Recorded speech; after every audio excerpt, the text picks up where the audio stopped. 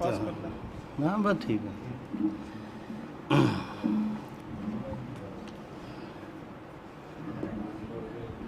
اللہم صلی علی محمد وآل محمد. اللہم صلی علی محمد وآل محمد. اللہم صلی علی محمد وآل محمد. بسم اللہ الرحمن الرحیم. عن جابر بن عبداللہ انصاری عن فاطمة الزہراء علیہ السلام بنت رسول اللہ صلی اللہ علیہ وآلہ قال سمعت فاطمة عنها قالت دخل علی ابی رسول اللہ فی بعض الایام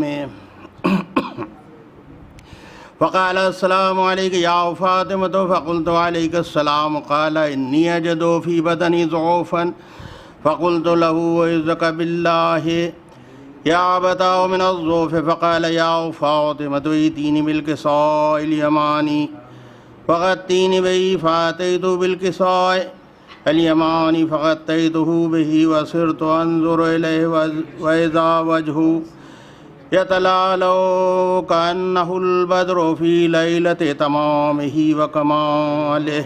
اللهم صل على محمد وآله. فما كانت إلا ساعة وإذا بولدي الحسن قد أقبل وقال السلام عليك يا أمه فقلت عليك السلام يا قرة عيني وثمرة فؤادي فقال يا أمه إني أشم عندك رائحة طيبة كأنها رائحة جد رسول الله فقلت نعم إن جدك تحت الكساء. فأقبل الحسن نحو الكساء وقال السلام عليك يا جداه يا رسول الله تأذن لي أن أدخل معك تحت الكساء فقال وعليك السلام يا ولدي وصاحبي عوزي قد أذنت لك فدخل معه تحت الكساء. اللهم صل على محمد وآل محمد. فما كانت إلا ساعة وإذا ولدي الحسين قد أقبل وقال السلام عليك يا أمه فقلت وعليك السلام يا ولدي ويا قرة عيني وثمرة فؤادي فقال لي يا أمه إني أشم عندك رائحة طيبة كأنها رائحة جد رسول الله صلى الله عليه وآله فقلت نعم إن جدك وأخاك تحت الكساء. فدنا الحسين نحو الكساء وقال السلام عليك يا جداه السلام عليك يا من اختاره الله أتأذن لي أن أكون معكما تحت الكساء فقال وعليك السلام يا ولدي ويا شافعي أمتي قد أذنت لك فدخل معهما تحت الكساء. اللهم صل على فأقبل عند ذلك أبو الحسن علي بن أبي طالب وقال السلام عليك يا بنت رسول الله فقلت عليك السلام يا أبا الحسن يا أمير المؤمنين فقال يا فاطمة إني أشم عندك رائحة طيبة كأنها رائحة أخي وابن عم رسول الله فقلت نعم ها هو مع ولديك تحت الكساء. فأقبل علي نحو الكساء فقال السلام عليك يا رسول الله تأذن لي أن أكون معكما تحت الكساء قال له وعليك السلام يا أخي ويا وصي وخليفتي وصاحب لوائي قد أذنت لك فدخل علي تحت الكساء. اللهم صل على محمد وآل محمد. ثم أتيت نحو الكساء وقلت السلام عليك يا أبتاه يا رسول الله تأذن لي أن أكون معكم تحت الكساء قال وعليك السلام يا بنتي ويا بضعتي قد أذنت لك فدخلت تحت الكساء. اللهم صل على محمد وآل محمد. فلما اكتملنا جميعا تحت الكساء أخذ برسول الله بترني في الكساء وأومئ بيده اليمنى إلى السماء وقال اللهم إن هؤلاء أهل بيتي وخاصتي وهامتي لحمهم لحمي ودمهم دمي يؤلمني ما يؤلمهم ويحزنني ما يحزنهم أنا حرب لمن حاربهم وسلم لمن سالمهم وعدو لمن عاداهم ومحب لمن أحبهم إنهم مني وأنا منهم واجعل صلواتك وبركاتك ورحمتك وغفرانك ورضوانك علي وعليهم واذهب عنهم الرجس وطهرهم تطهيرا اللهم صل على محمد وآل محمد. وقال الله عز وجل يا ملائكتي وسكان سماواتي إني ما خلقت سماء مبنية ولا أرضا مدهية ولا قمرا منيرا ولا شمسا مضية ولا فلكا يدور ولا بحرا يجري ولا فلكا يسري إلا في محبة هؤلاء الخمسة الذين هم تحت الكساء اللهم صل على محمد وآل محمد. فقال الأمين جبرائيل يا رب ومن تحت الكساء؟ فقال عز وجل هم أهل بيت النبوة ومعادن الرسالة هم فاطمة وأبوها وبعالها وبنوها اللهم صل على محمد وآل محمد. فقال جبرائيل يا رب أتأذن لي أن أهبط إلى الأرض لأكون معهم سادسا؟ فقال الله نعم قد أذنت لك. فهبط الأمين جبرائيل وقال السلام عليك يا رسول الله العلي الأعلى يقرئك السلام ويخصك بالتحية والإكرام ويقول لك وعزتي وجلالي إني ما خلقت سماء مبنية ولا أرضا مدية ولا قمرا منيرا ولا شمسا مضيئة ولا فلكا يدور ولا بحرا يجري ولا فلكا يسري إلا لأجلكم ومحبتكم وقد أذن لي أن أدخل معكم فهل تأذن لي يا رسول الله؟ فقال رسول الله وعليك السلام يا أمين وحي الله إنه نعم قد أذنت لك. فدخل جبرائيل ما تحت الكساء اللهم صل على محمد وآل محمد. وقال لأبي إن الله قد أوحى إليكم يقول إنما يريد الله ليذهب عنكم الرجس أهل البيت ويطهركم تطهيرا اللهم صل على محمد وآل محمد. فقال علي لأبي يا رسول الله أخبرني ما لجلوسنا هذا تحت الكساء من الفضل عند الله؟ فقال النبي والذي بعثني بالحق نبي واصطفاني بالرسالة نجيا ما ذكر خبرنا هذا في محفل من محافل للأرض وفي جم من شيتنا ومحبينا إلا ونزلت لهم الرحمة وهفت بهم الملائكة واستغفرت لهم إلى أن يتفرقوا اللهم صل على محمد وآل محمد. فقال علي نظم والله فوزنا وفاز شيتنا ورب الكعبة. فقال النبي صاوني يا علي والذي بعثني بالحق نبي واصطفاني بالرسالة نجيا ما ذكر خبرنا هذا في محفل من محافل أهل الأرض وفي جم من شيتنا ومحبينا وفيهم محموم الله وفرج الله همه ولا مغموم الله وكشف الله غمه ولا طالب حاجة إلا وقضى الله حاجته.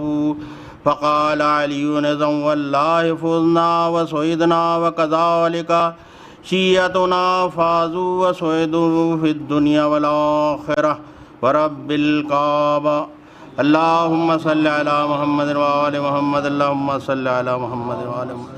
اللهم صل على محمد وآل محمد. اللهم إني أسألك بحق محمد وأنت المحمود وبحق علي وأنت الأعلى وبحق فاطمة وأنت فاطر السماوات والأرض وبحق الحسن وأنت المحسن وبحق الحسين وأنت قديم الإحسان وبحق الأئمة التسعة الطاهرين من ذرية الحسين عليهم السلام. اللهم صل على محمد وآل محمد. سب کی دلی حاجت پڑھنے اس مکان برکت عطا فرمائے حسن شہداء کربلا مشہور اللہم صلی علی محمد.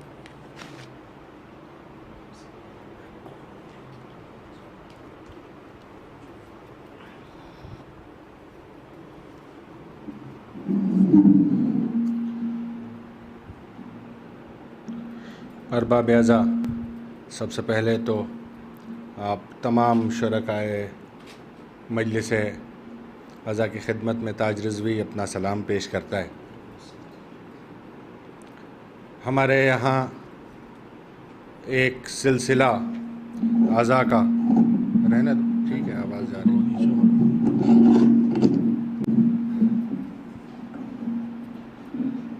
ٹھیک شروع ہوا تقریباً 1400 برس پہلے، اور اس سلسلے کی داغ بیل پڑی قید شام میں. بی بی زینب نے سب سے پہلی مجلس اعزا برپا کی، اور وہ مجلس اعزا برپا کی مرکز نفاق میں، مرکز کفر میں، اور قلب بدنیتی میں. وہاں بی بی زینب نے حسینیت کا پرچم لہرایا اور حسینیت کے مقاصد اہل شام تک پہنچائے اس طرح اور اس قوت کے ساتھ کہ لوگوں پر حق کھلنے لگا. لہٰذا یہ جو مجلسیں ہم برپا کرتے ہیں یاد امام حسین علیہ السلام میں اور ذکر امام حسین علیہ السلام میں، اس کے دو مقاصد بنیادی کہ جو بی بی زینب نے اسٹیبلش کر دیا تھا کربلا میں. پہلا تو یہ کہ ذکر حسین برقرار رہے تا قیام قیامت. ہم وقف کیے گئے ہیں اس کے لیے کہ ہم ذکر حسین کرتے رہیں نسلاً بعد نسلیں، اور 1400 برس سے ہم الحمدللہ علی احسانہ اس سنت پر عمل کرتے آ رہے ہیں. دوسرا معاملہ جو ہے وہ یہ ہے کہ یہ فرش اعزا اس قابل رہے کہ یہ انسان کے اندر جرأت پیدا کرنے میں کامیاب رہے. ایسے اذکار یہاں سے ہوں کہ انسان کی شخصیت میں، انسان کے کردار میں وہ جرأت پیدا ہو کہ سامنے چاہے کتنی ہی بڑی طاقت کیوں نہ کھڑی ہو، چاہے کتنا بڑا طاغوت کیوں نہ کھڑا ہو، اور ہم تعداد میں چاہے کتنے بھی قلیل کیوں نہ ہوں، جسمانی طور پر کتنے کمزور کیوں نہ ہوں، پیسے کے حساب سے، دولت کے حساب سے ہمارے وسائل چاہے کتنے ہی تنگ کیوں نہ ہوں، مگر ہم ہمت کے ساتھ طاغوت کی آنکھ میں آنکھ ڈال کے اور انکار بیعت کرنے کا حوصلہ رکھ سکیں. یہ پیغام ہے، پیغام کربلا. اور آج کی مجلس بھی اسی سنت میں ایک اضافہ ہے، اسی سنت کو منانے کا، اسی سنت کو جاری رکھنے کا ایک ذریعہ ہے. لہذا اچھا، مجلس کا ایک فارمیٹ ہمارے بزرگوں نے متعین کیا، جس میں سب سے پہلے جو آغاز ہوتا ہے، جیسا ابھی آپ نے سماعت فرمایا، حدیث قصہ ہوئی، اور تاکہ روشناس کرایا جا سکے جو شرکاء ہیں بزم میں، ان کو جو جانتے ہیں وہ اور جو نہیں جانتے ہیں وہ بھی، کہ تذکرہ کن ازوات مقدسہ کا ہونا ہے. ذکر ایسی ازوات کا ہونا ہے کہ جن کی طہارت پر دلیل قرآن دیتا ہے. وہ معاملہ ہو چکا، آپ نے حدیث قصہ سماعت فرما لی. اس کے بعد کی منزل ہے سوز خانی کی. میں جیسے جیسے ان اجزائے مجالس آگے بڑھتے جائیں گے، ان کے مقاصد سے روشناس کراتا چلوں گا، کیونکہ یہ بات غور کرنے کی ہے کہ مجلس کا یہ فارمیٹ کیوں بنایا بزرگوں نے. تو سوزخانی کا مقصد یہ ہے کہ طبیعتوں کو مائل کیا جائے غم حسین کی طرف، سوز و گداز کے ساتھ، اچھے لحن کے ساتھ، اچھی آواز کے ساتھ اور اچھے اشعار کے ساتھ۔ لہٰذا اس فرض کی ادائیگی کے لیے آج ہمارے درمیان ایک انتہائی اسلوب، انتہائی خوش لحن شخصیت موجود ہے۔ تو میں بہت ادب و احترام کے ساتھ سوزخانی کے لیے زمان نقوی صلی اللہ علیہ وسلم سے گزارش کروں گا رسول پوری کہ وہ تشریف لائیں اور سوزخانی کے فرائض انجام دیں۔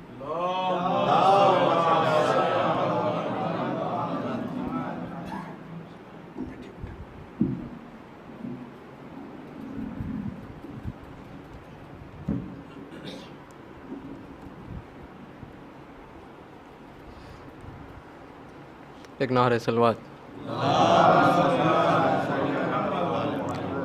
ایک رباعی سے آغاز کر رہے ہیں۔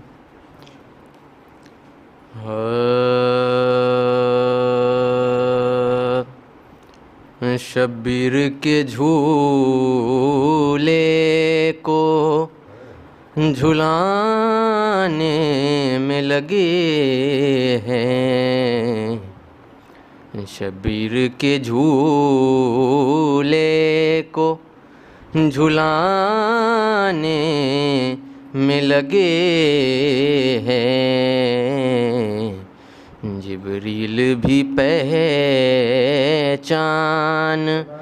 بنانے میں لگے ہیں،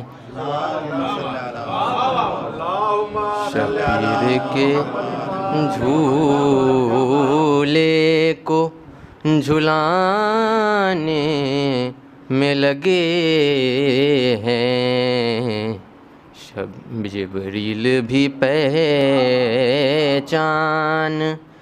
بنانے میں لگے ہیں، یہ کس کے تبسم نے کیا ہے ابھی حملہ، یہ کس کے تبسم نے کیا ہے ابھی حملہ، سب تیرو کماں جان بچانے میں لگے ہیں، سب تیرو کماں جان بچانے میں لگے ہیں۔ ایک نعرہ صلوات۔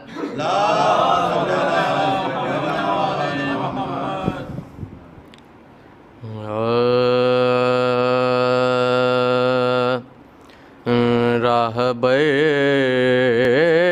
سید سجاد اگر ہوتے ہیں، راہبر سید سجاد اگر ہوتے ہیں، سرحد وقت سے آگے بھی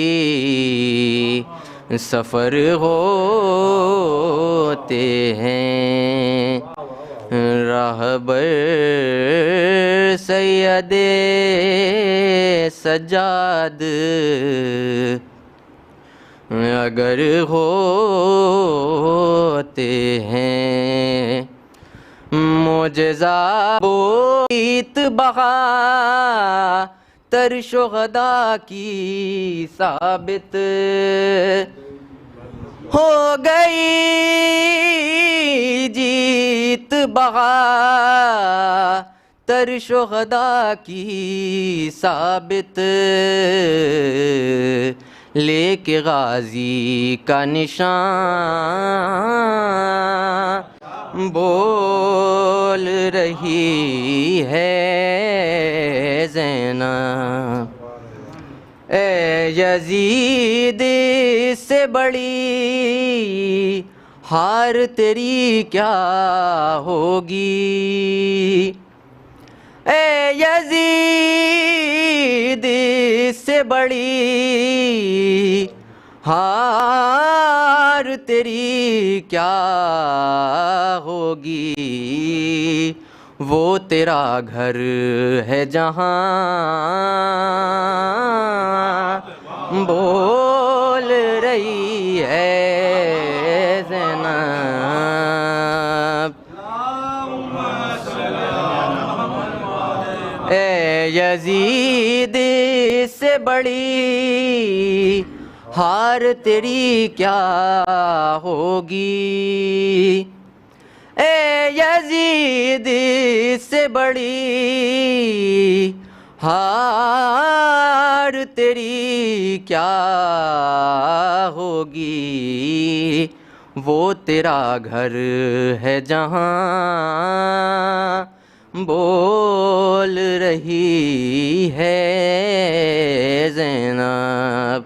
ختم ہے فصل کماں، ایک نعرہ صلوات۔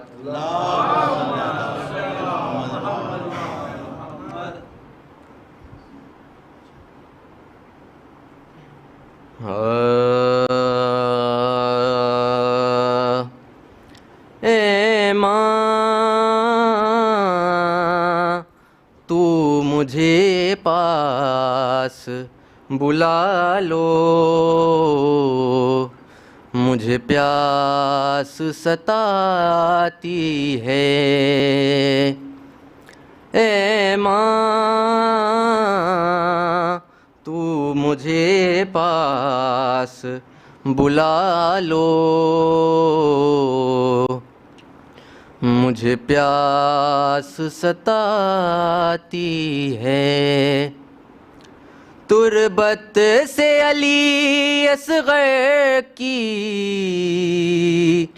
تربت سے علی اصغر کی آواز یہ آتی ہے، اے ماں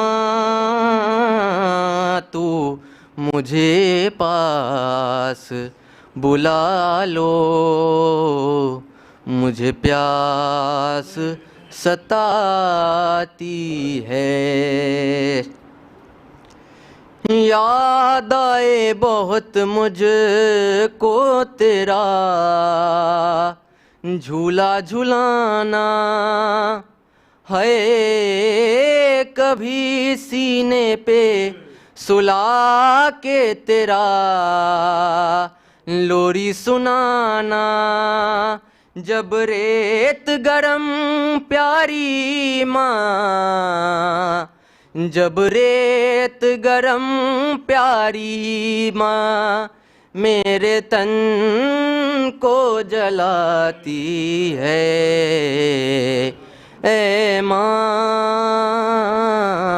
تو مجھے پاس بلا لو، مجھے پیاس ستاتی ہے، پیاس کی شدت سے گلا سوکھا پڑا ہے زخمی گلا اس میں ماں درد بڑا ہے، تربت میں اکیلا ہوں ماں، تربت میں اکیلا ہوں ماں، تنہائی ڈراتی ہے، اے ماں تو مجھے پاس بلا لو، مجھے پیاس ستاتی ہے، جھولے میں پڑا اصغر دن رات ہے رویا، جب پیاس بجھی اس کی تو پھر چین سے سویا، مقتل میں سکینہ پھر کیوں، مقتل میں سکینہ پھر کیوں اسے ڈھونڈنے جاتی ہے۔ اے ماں تو مجھے پاس بلا لو، مجھے پیاس ستاتی ہے۔ اختر یہ ہواؤں نے جو پیغام دیا ہے اصغر تجھے صغرا نے بہت یاد کیا ہے۔ ایک بار مدینے آؤ، ایک بار مدینے آؤ، بیمار بلاتی ہے۔ اے ماں تو مجھے پاس بلا لو، مجھے پیاس ستاتی ہے۔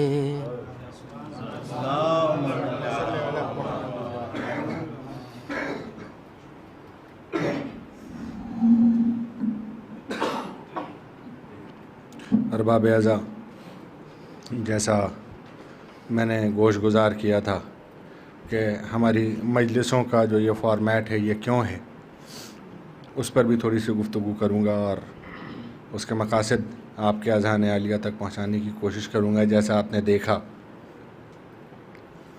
حدیث قصہ کے بعد سوزخانی ہوئی، اور سوزخانی کا نتیجہ یہ ہوا کہ یہاں بیٹھے ہوئے جتنے لوگ ہیں ان کے قلب، ان کے دل غمزدہ ہو گئے، ان کی آنکھیں نم ہو گئیں۔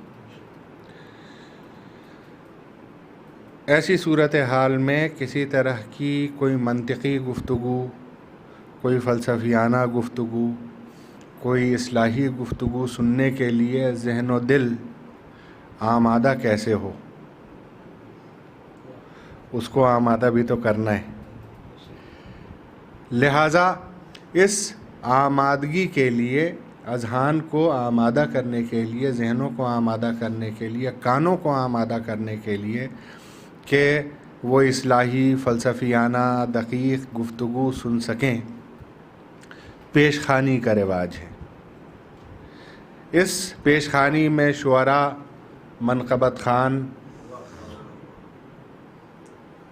شعرگو، شعرخواں حضرات منظوم نذرانہ ہائے عقیدت پیش کرتے ہیں بارگاہ مولائے متقیان میں اور دیگر ائمہ اور شہدائے کربلا کی بارگاہ میں۔ اس کے دو فائدے ہیں۔ پہلا فائدہ تو یہ کہ سامعین کے اذہان اچھی نثر سننے کے لیے آمادہ ہو جاتے ہیں، کیونکہ ان کی ذہن سازی اچھی نظم کر دیتی ہے۔ اور دوسرا فائدہ یہ ہے کہ ہماری قوم و نسل کے بچے بولنا سیکھنے لگتے ہیں، مجمع کو ایڈریس کرنا سیکھنے لگتے ہیں، نوعمری سے تربیت کا یہ سلسلہ شروع ہو جاتا ہے۔ میں 4 مصرے پیش خواں کے لیے پڑھوں گا اور اس کے بعد اگلے پیش خواں کو، بلکہ پہلے پیش خواں کو مطلع پیش خوانی آپ کے سامنے پیش کروں گا۔ اپنے عمل کی سیے لا حاصل پہ ستمگر روئے تھے، اپنے عمل کی سیے لا حاصل پہ ستمگر روئے تھے، ایک ننھے سے آئینے کو توڑ کے پتھر روئے تھے، ایک ننھے سے آئینے کو توڑ کے پتھر روئے تھے، گہوارے میں گریہ اصغر کا مقصد تھا اذن جہاد، گہوارے میں گریہ اصغر کا مقصد تھا اذن جہاد، ایک روایت بتلا دو میدان میں اصغر روئے تھے،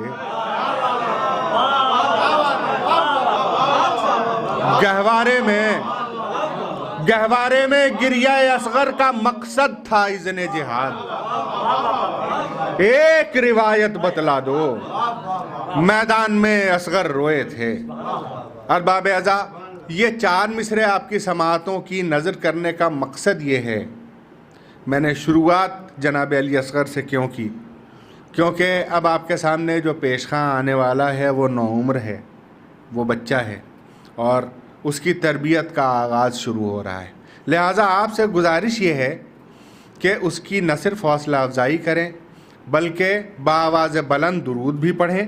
میں گزارش گزار ہوں بہت محبت، بہت پیار کے ساتھ سید نقی رضا ارزلان سلمہ سے کہ وہ تشریف لائیں اور اختصار کے ساتھ بارگاہ امام متقیان میں منظوم نذرانہ پیش کریں.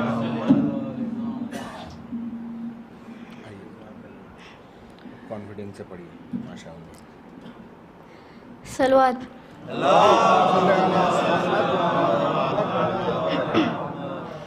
حسین بانٹ رہے ہیں نجات لے جاؤ. حسین بانٹ رہے ہیں نجات لے جاؤ. کچھ آنسوؤں کے بز میں کائنات لے جاؤ.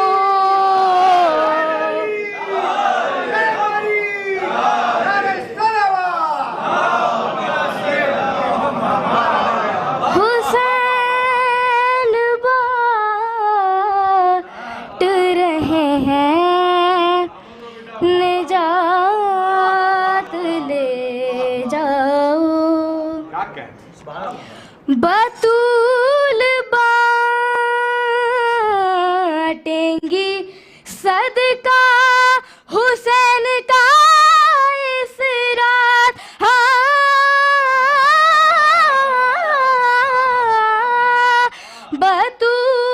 بطول بانٹیں گی صدقہ حسین کا اس رات. سمیٹ سکتے ہو جتنا وہ ساتھ لے جاؤ. حسین بانٹ رہے ہیں نجات لے جاؤ. یہ کربلا ہے، یہ معجز نما کی باسی ہے.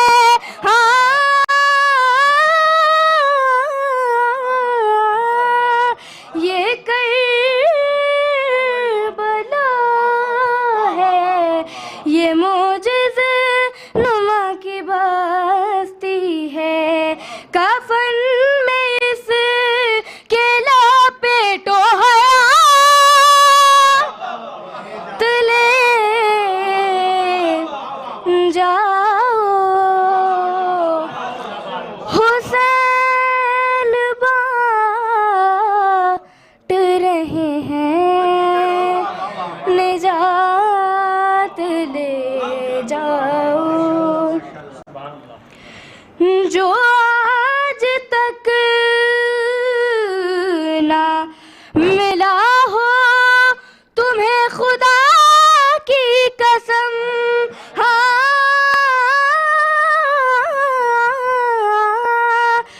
جو آج تک نہ ملا ہو تمہیں خدا کی قسم. وہ آ کے تیسری شعبہ کی رات لے جاؤ.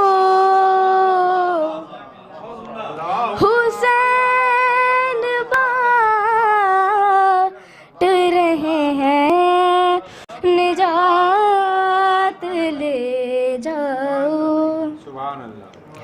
کہیں گے ماتمی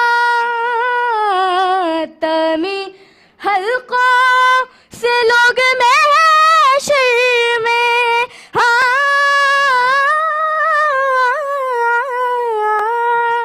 کہیں گے ماتمی حلقوں سے لوگ محشر میں، ہمیں حسین کی جنت میں ساتھ لے جاؤ، حسین بانٹ رہے ہیں نجات لے جاؤ، کچھ آنسوؤں کے بز میں کائنات لے جاؤ، حسین بانٹ رہے ہیں نجات لے جاؤ۔ صلوات۔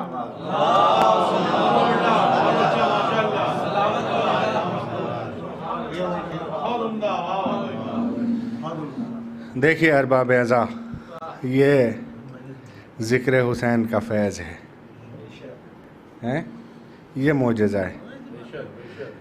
جس عمر میں بچے آداب سلام کرنا نہیں سیکھ پاتے ہیں، اس عمر میں حسینی گھروں کے بچے ممبر سے ذکر اہل بیت کرتے ہیں، اور ماشاءاللہ اتنے اچھے طریقے سے کرتے ہیں۔ جیتے رہو بیٹا، خوش رہو، بہت دعائیں، بہت آگے جاؤ گے انشاءاللہ۔ یہ آغاز اتنا عمدہ ہے، 4 مصرے پڑھنے کا جی چاہ رہا ہے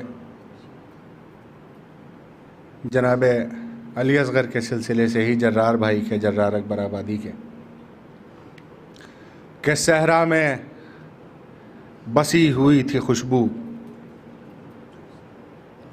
صحرا میں دیکھیں، شاعر نے کسی فرد کا نام نہیں لیا ہے، مگر شاعر کا کمال یہ ہے کہ ہر ذہن کے جو تھوڑا بہت بھی واقعہ کربلا کو جانتا ہے ممدوح تک پہنچ جائے گا۔ ملاحظہ فرمائیں، صحرا میں بسی ہوئی تھی خوشبو، ہر ذرہ سلام کر رہا تھا۔ صحرا میں بسی ہوئی تھی خوشبو، ہر ذرہ سلام کر رہا تھا، موضوع آتش پہ ایک غنچہ،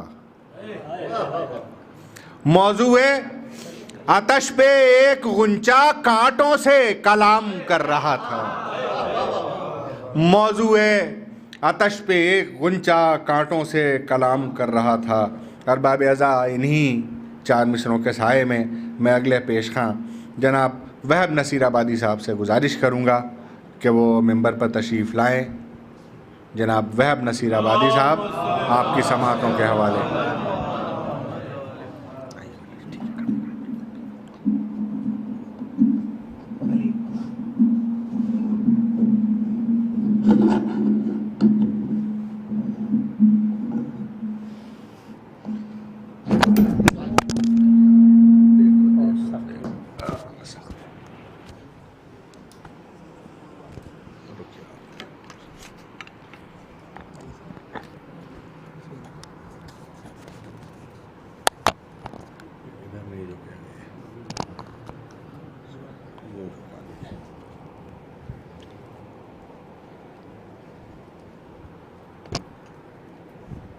السلام علیکم ورحمۃ اللہ وبرکاتہ۔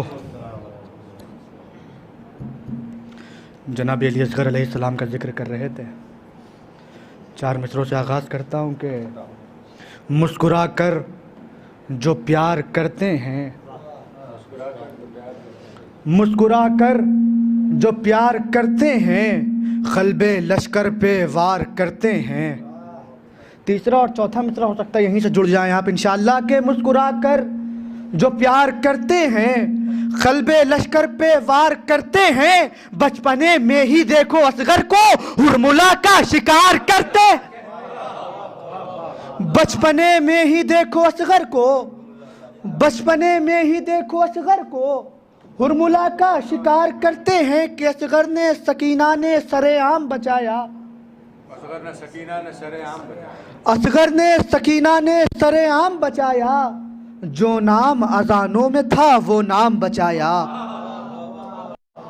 ذرا سا سنیں کہ اصغر نے سکینہ نے سرے عام بچایا، جو نام اذانوں میں تھا وہ نام بچایا۔ دیکھیے 6 مہینے کی عمر اور 4 سال کی عمر بچوں کے کھیلنے کی ہوتی ہے، لیکن جناب سکینہ سلام اللہ علیہ کی عمر کو اور جناب اصغر علیہ السلام کی عمر کو آپ کو سلام کرنا ہے۔ اب دیکھنا ہے سلام آپ کیسے کرتے ہیں کہ اصغر نے سکینہ نے سر عام بچایا، جو نام اذانوں میں تھا وہ نام بچایا، جو نام اذانوں میں تھا وہ نام بچایا۔ تو جس عمر میں گودی سے اترتے نہیں بچے، اس عمر میں ان دونوں نے اسلام بچایا۔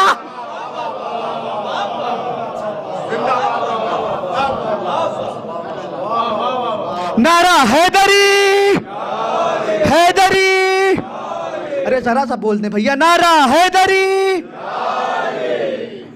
کہ جس عمر میں گودی سے اترتے نہیں بچے، جس عمر میں گودی سے اترتے نہیں بچے، اس عمر میں ان دونوں نے اسلام بچایا۔ 4 مصرے اور سماعت کریں یہیں سے کہ عزم و وفا ایثار کے پیکر بول رہے ہیں مقتل میں، عزم و وفا ایثار کے پیکر بول رہے ہیں مقتل میں، عزم و وفا ایثار کے پیکر بول رہے ہیں مقتل میں، ایک نہیں قرآن 72 بول رہے ہیں مقتل میں، عزم و وفا ایثار کے پیکر بول رہے ہیں مقتل میں، ایک نہیں قرآن 72 بول رہے ہیں مقتل میں۔ تو عصر سے پہلے خنجر بولے لیکن عصر کے بعد سنو، عصر کے پہلے خنجر بولے لیکن اس کے بعد سنو، عصر سے پہلے خنجر بولے لیکن عصر کے بعد سنو، کیا کہ عزم و وفا ایثار کے پیکر بول رہے ہیں مقتل میں، ایک نہیں قرآن 72 بول رہے ہیں مقتل میں۔ عصر سے پہلے خنجر بولے لیکن عصر کے بعد سنو، خنجر چپ ہے اور کٹے سر بول رہے ہیں مقتل میں۔ ارے اردو میں پڑھا ہے بھیا میں نے کہ عصر سے پہلے خنجر بولے، عصر سے پہلے خنجر بولے لیکن عصر کے بعد سنو، خنجر چپ ہیں اور کٹے سر بول رہے ہیں مقتل میں۔ کہ کرب و بلا کی جنگ کو وقت عصر نیا ایک موڑ دیا، کرب و بلا کی جنگ کو وقت عصر نیا ایک موڑ دیا، سجدے کو معراج عبادت پر لے جا کر چھوڑ دیا۔ کرب و بلا کی جنگ کو وقت عصر نیا ایک موڑ دیا، سجدے کو معراج عبادت پر لے جا کر چھوڑ دیا۔ تو دھوپ کی چٹانوں سے شہنے پیاس کو اتنا تیز کیا، پہنچ جائے گا 4تھا مصرع کہ کرب و بلا کی جنگ کو وقت عصر نیا ایک موڑ دیا، سجدے کو معراج عبادت پر لے جا کر چھوڑ دیا۔ تو دھوپ کی چٹانوں سے شہنے پیاس کو اتنا تیز کیا، خشک گلے سے لڑتے لڑتے خنجر نے دم توڑ دیا۔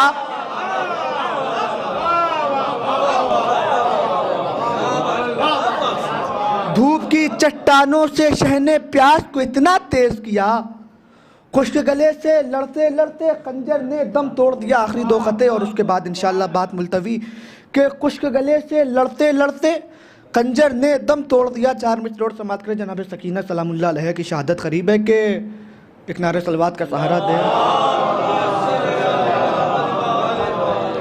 کہ غم حسین کا اب دور چلنے والا ہے، غم حسین کا اب دور چلنے والا ہے، غم حسین کا اب دور چلنے والا ہے، زمانے والوں زمانہ بدلنے والا ہے۔ 3 اور 4 مصرع کہ غم حسین کا اب دور چلنے والا ہے، زمانے والوں زمانہ بدلنے والا ہے، زمانے والوں زمانہ بدلنے والا ہے، غم حسین کا اب دور چلنے والا ہے، زمانے والوں زمانہ بدلنے والا ہے۔ تو سکینہ شام گئی ہے تو اس کا مطلب ہے یزیدیت کا جنازہ نکلنے والا۔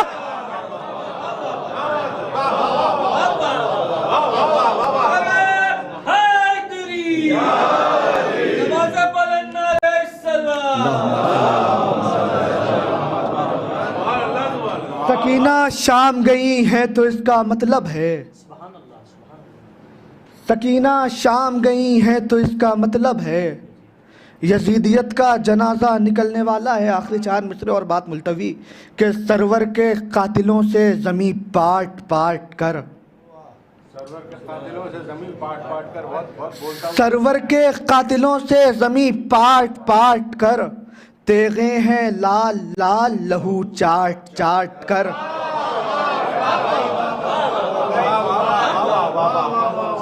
کہ سرور کے قاتلوں سے زمیں پاٹ پاٹ کر، تیغیں ہیں لال لال لہو چاٹ چاٹ کر، تو جب تک میرے حسین کا بیٹا نہیں ہنسا۔ تیسرا اور چوتھا مصرع جناب مختار کی عظمت کو سلام کر لیجئے گا کہ سرور کے قاتلوں سے زمیں پاٹ پاٹ کر، تیغیں ہیں لال لال لہو چاٹ چاٹ کر، تیغیں ہیں لال لال لہو چاٹ چاٹ کر، تو جب تک میرے حسین کا بیٹا نہیں ہنسا، مختار بھیجتے رہے سر کاٹ کاٹ کر۔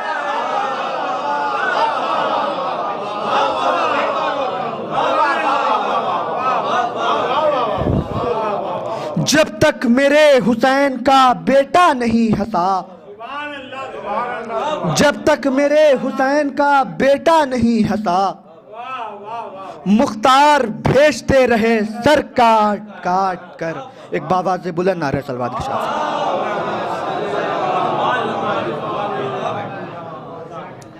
بھائی کیا کہنے، جزاک اللہ، ماشاء اللہ۔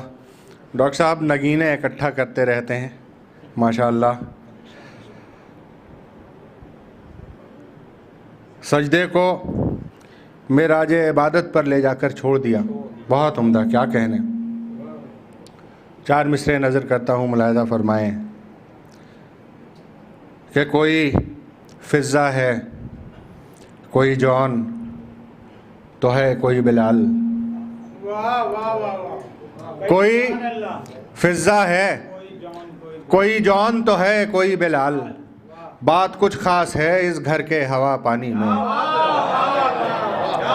کوئی فضہ ہے، کوئی فضہ ہے، کوئی جون تو ہے، کوئی بلال، کوئی فضہ ہے، کوئی جون تو ہے، کوئی بلال، بات کچھ خاص ہے اس گھر کے ہوا پانی میں۔ سجدہ سجدہ سجدہ معراج تو بن سکتا ہے مومن کی مگر، ملاحظہ فرمائیے، سجدہ معراج تو بن سکتا ہے مومن کی مگر، بات سجدوں میں نہیں، بات ہے پیشانی میں۔ سجدہ معراج تو بن سکتا ہے مومن کی مگر، سجدہ معراج تو بن سکتا ہے مومن کی مگر، بات سجدوں میں نہیں، بات ہے پیشانی میں، بات سجدوں میں نہیں، بات ہے پیشانی میں۔ آئیے حضرات، انہی 4 مصروں کے سائے میں بہت ادب کے ساتھ گزارش کروں جناب علی عباس زیدی صاحب سے کہ وہ تشریف لائیں اور اپنے رشاد سے نوازیں۔ جناب علی عباس زیدی۔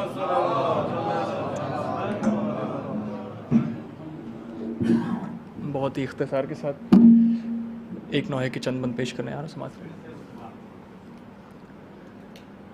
جب ہاتھ قلم ہو چکے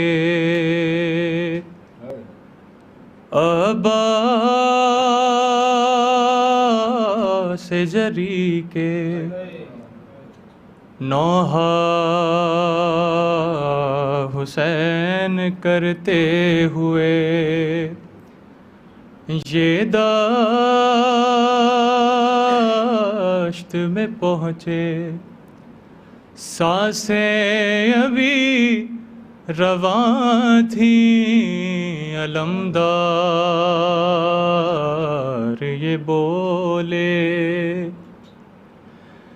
محروم زیارت کا سلام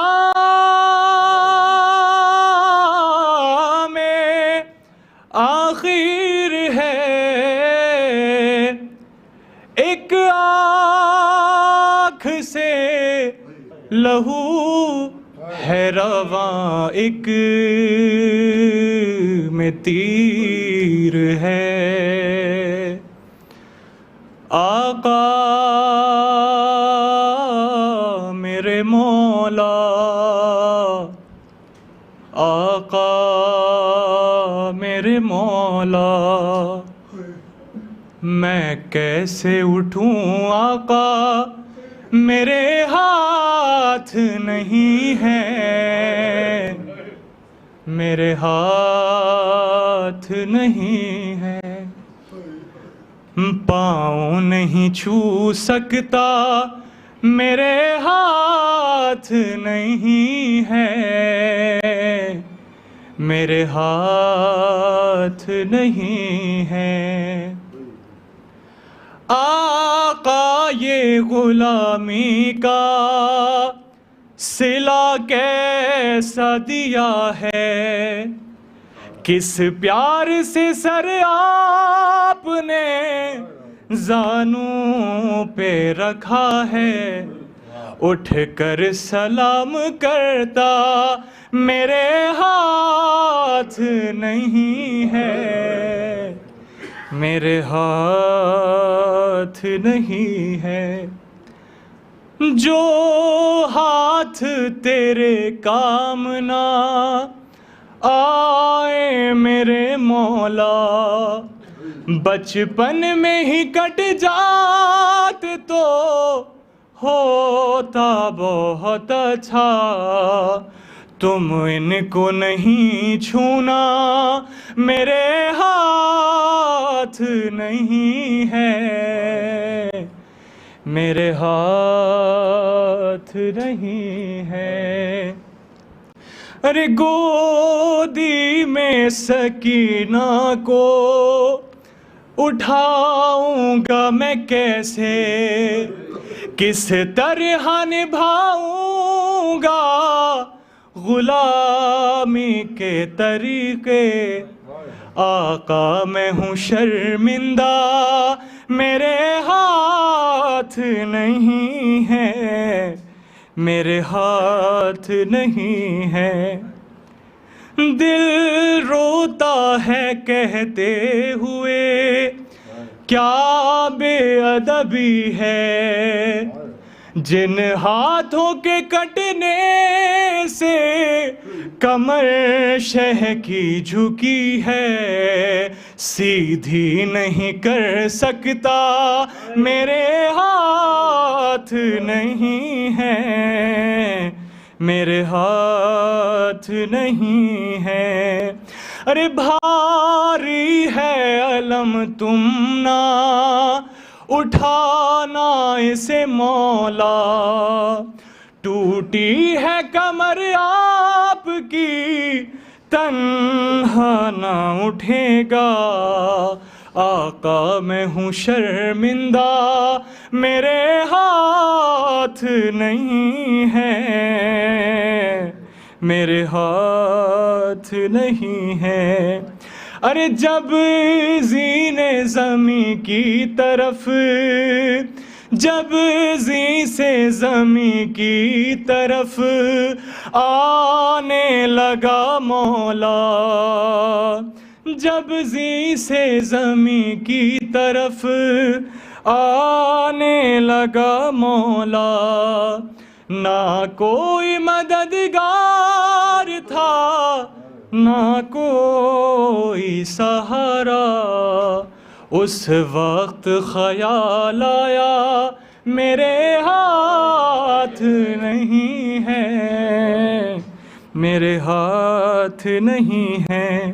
میں ضامن چادر تھا، محافظ تھا حرم کا، اب زندہ بھی رہ جاؤں تو کیا فائدہ آقا، زینب کو بتا دینا میرے ہاتھ نہیں ہے، میرے ہاتھ نہیں ہے، پاؤں نہیں چھو سکتا میرے ہاتھ نہیں ہے، میرے ہاتھ نہیں ہے۔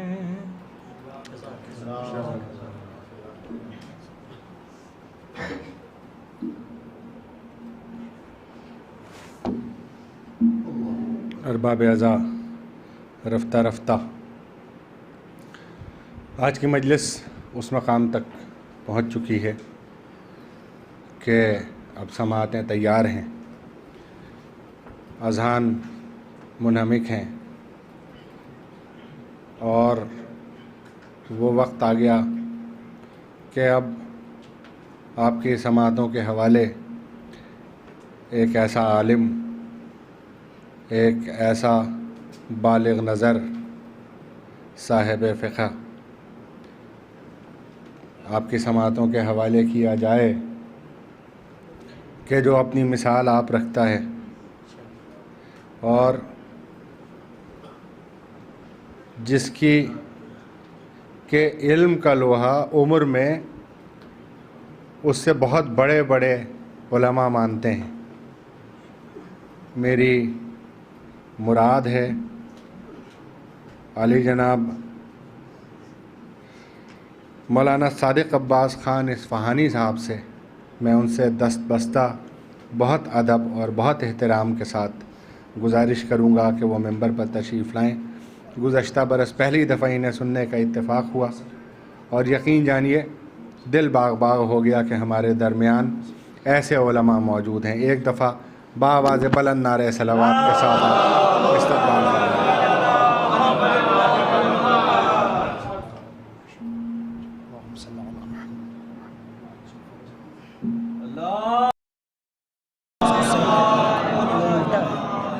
اس کو گھما کے اس طریقے سے یہ والی بیچ والی روڈ اس کو گھما دیجیے، اس سے پیچھے کی طرف جانا چاہیے۔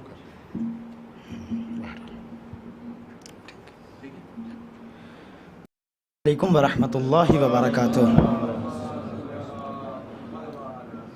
لا حول ولا قوة الا باللہ العلی العظیم۔ حسبنا اللہ ونعم الوکیل، نعم المولا ونعم النصیر۔ رب اشرح لي صدري ويسر لي امري واحلل عقدة من لساني ويفقهوا قولي۔ اعوذ باللہ من الشیطان اللعین الرجیم، بسم اللہ الرحمن الرحیم۔ الحمد للہ الذی دل على وجوب وجوده افتقار الممکنات وعلى علمه وقدرته واحکام المصنوعات، المتعالى عن متشابهة الجسمانیات، المنزہ بجلال قدسہ عن مناسبت الناقصات، ونحمده حمدا یملا اقطار الارض والسماوات، ونشکرہ شکرا علی دفع البأساء وکشف الضراء فی جمیع الحالات، ثم الصلاة والسلام علی نبیہ صاحب الآیات والبینات ابی القاسم محمد وعلى أهل بيته الطيبين الطاهرين المعصومين المظلومين المنتجبين المنتخبين، لا سيما بقية الله في الأرضين، روحي له الفداء وأرواح العالمين، ثم لعنة الله على أعدائهم من الآن إلى قيام يوم الدين، أما بعد فقد قال الله الحكيم في كتابه الكريم، بسم الله الرحمن الرحيم، من عمل صالحا من ذكر أو أنثى وهو مؤمن فلنحيينه حياة طيبة۔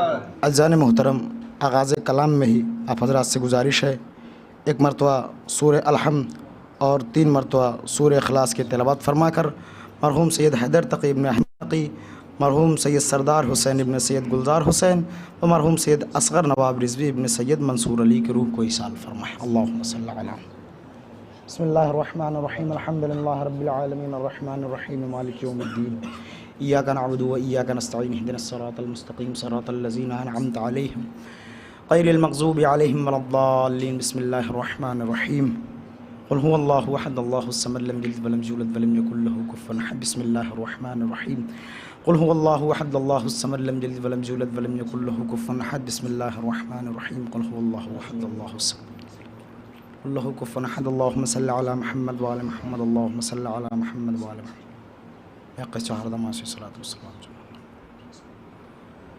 کہ روح کو 4 دماس صلاۃ والسلام کے انصور کے ساتھ اور دیگر اپنے بارگاہ میں۔